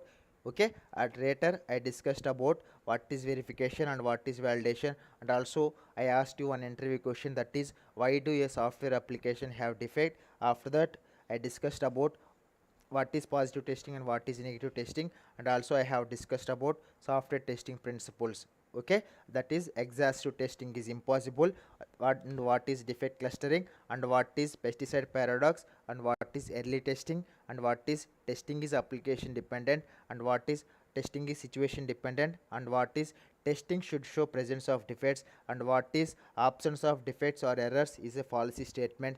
And next, coming to the next part 2 concept or part 2 series, I discussed about SDLC models. What is SDLC, software development life cycle model, and what are the different models we have, that is sequential and incremental model. Under sequential model, what are the different models such as waterfall model and V model. And coming to incremental model, we have spiral model, RAD model, that is rapid application development model, prototype model, and agile model. I did not discuss about any these modules in details or modules in detail, because I have already covered all these models in one of our videos. Okay, and then I discussed about what is agile model, what is waterfall model, what is incremental model I have discussed, and what is agile model I have discussed. So after that, in part 3 of our testing series, I have discussed about software testing approaches, that is verification and validation, static testing and dynamic testing, what type of reviews we have in static testing, and what is a dynamic testing here, what is validation here,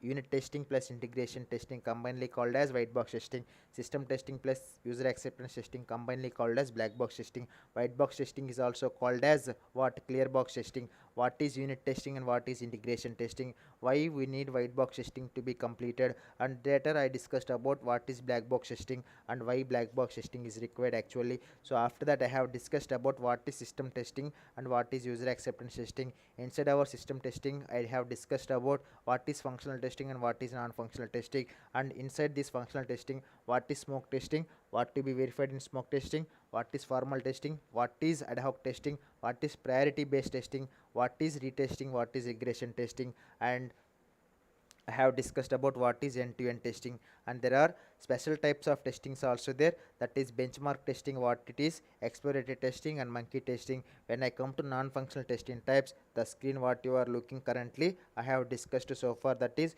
UI testing, what is UI testing, what is usability testing, what is security testing, what is authorization testing, what is authentication testing, what is compatible testing. Okay, what is recovery testing, what is performance testing, what is globalization testing, what is localization testing, what is installation testing, and what is uninstallation testing. And later, at last, I have discussed about what is user acceptance testing and what is alpha testing and what is beta testing. So far I have covered these many concepts. I hope this session will helps you a lot. If you found help, please drop a like for this particular live session where I conducted almost for more than 4 hours. Okay, so then tomorrow I am going to discuss about what is software testing life cycle.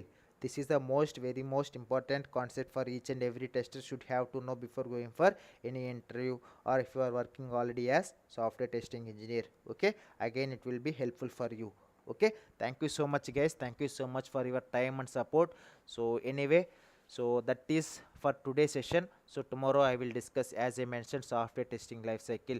Based upon my availability, I will let you know from the YouTube community post, where I am going to update my next day live session when it will be. Okay, please follow our channel regularly, and please follow our all videos, and please subscribe to my channel and share our video to your friends or colleagues, so that they will also learn and they will also subscribe to our channel, which really helps me a lot to do more videos in upcoming days as well. Okay, that's all it for now guys. Have a nice day, have a nice sleep. Signing off, Selenium Tech Automation. Have a nice day. Bye guys, thank you.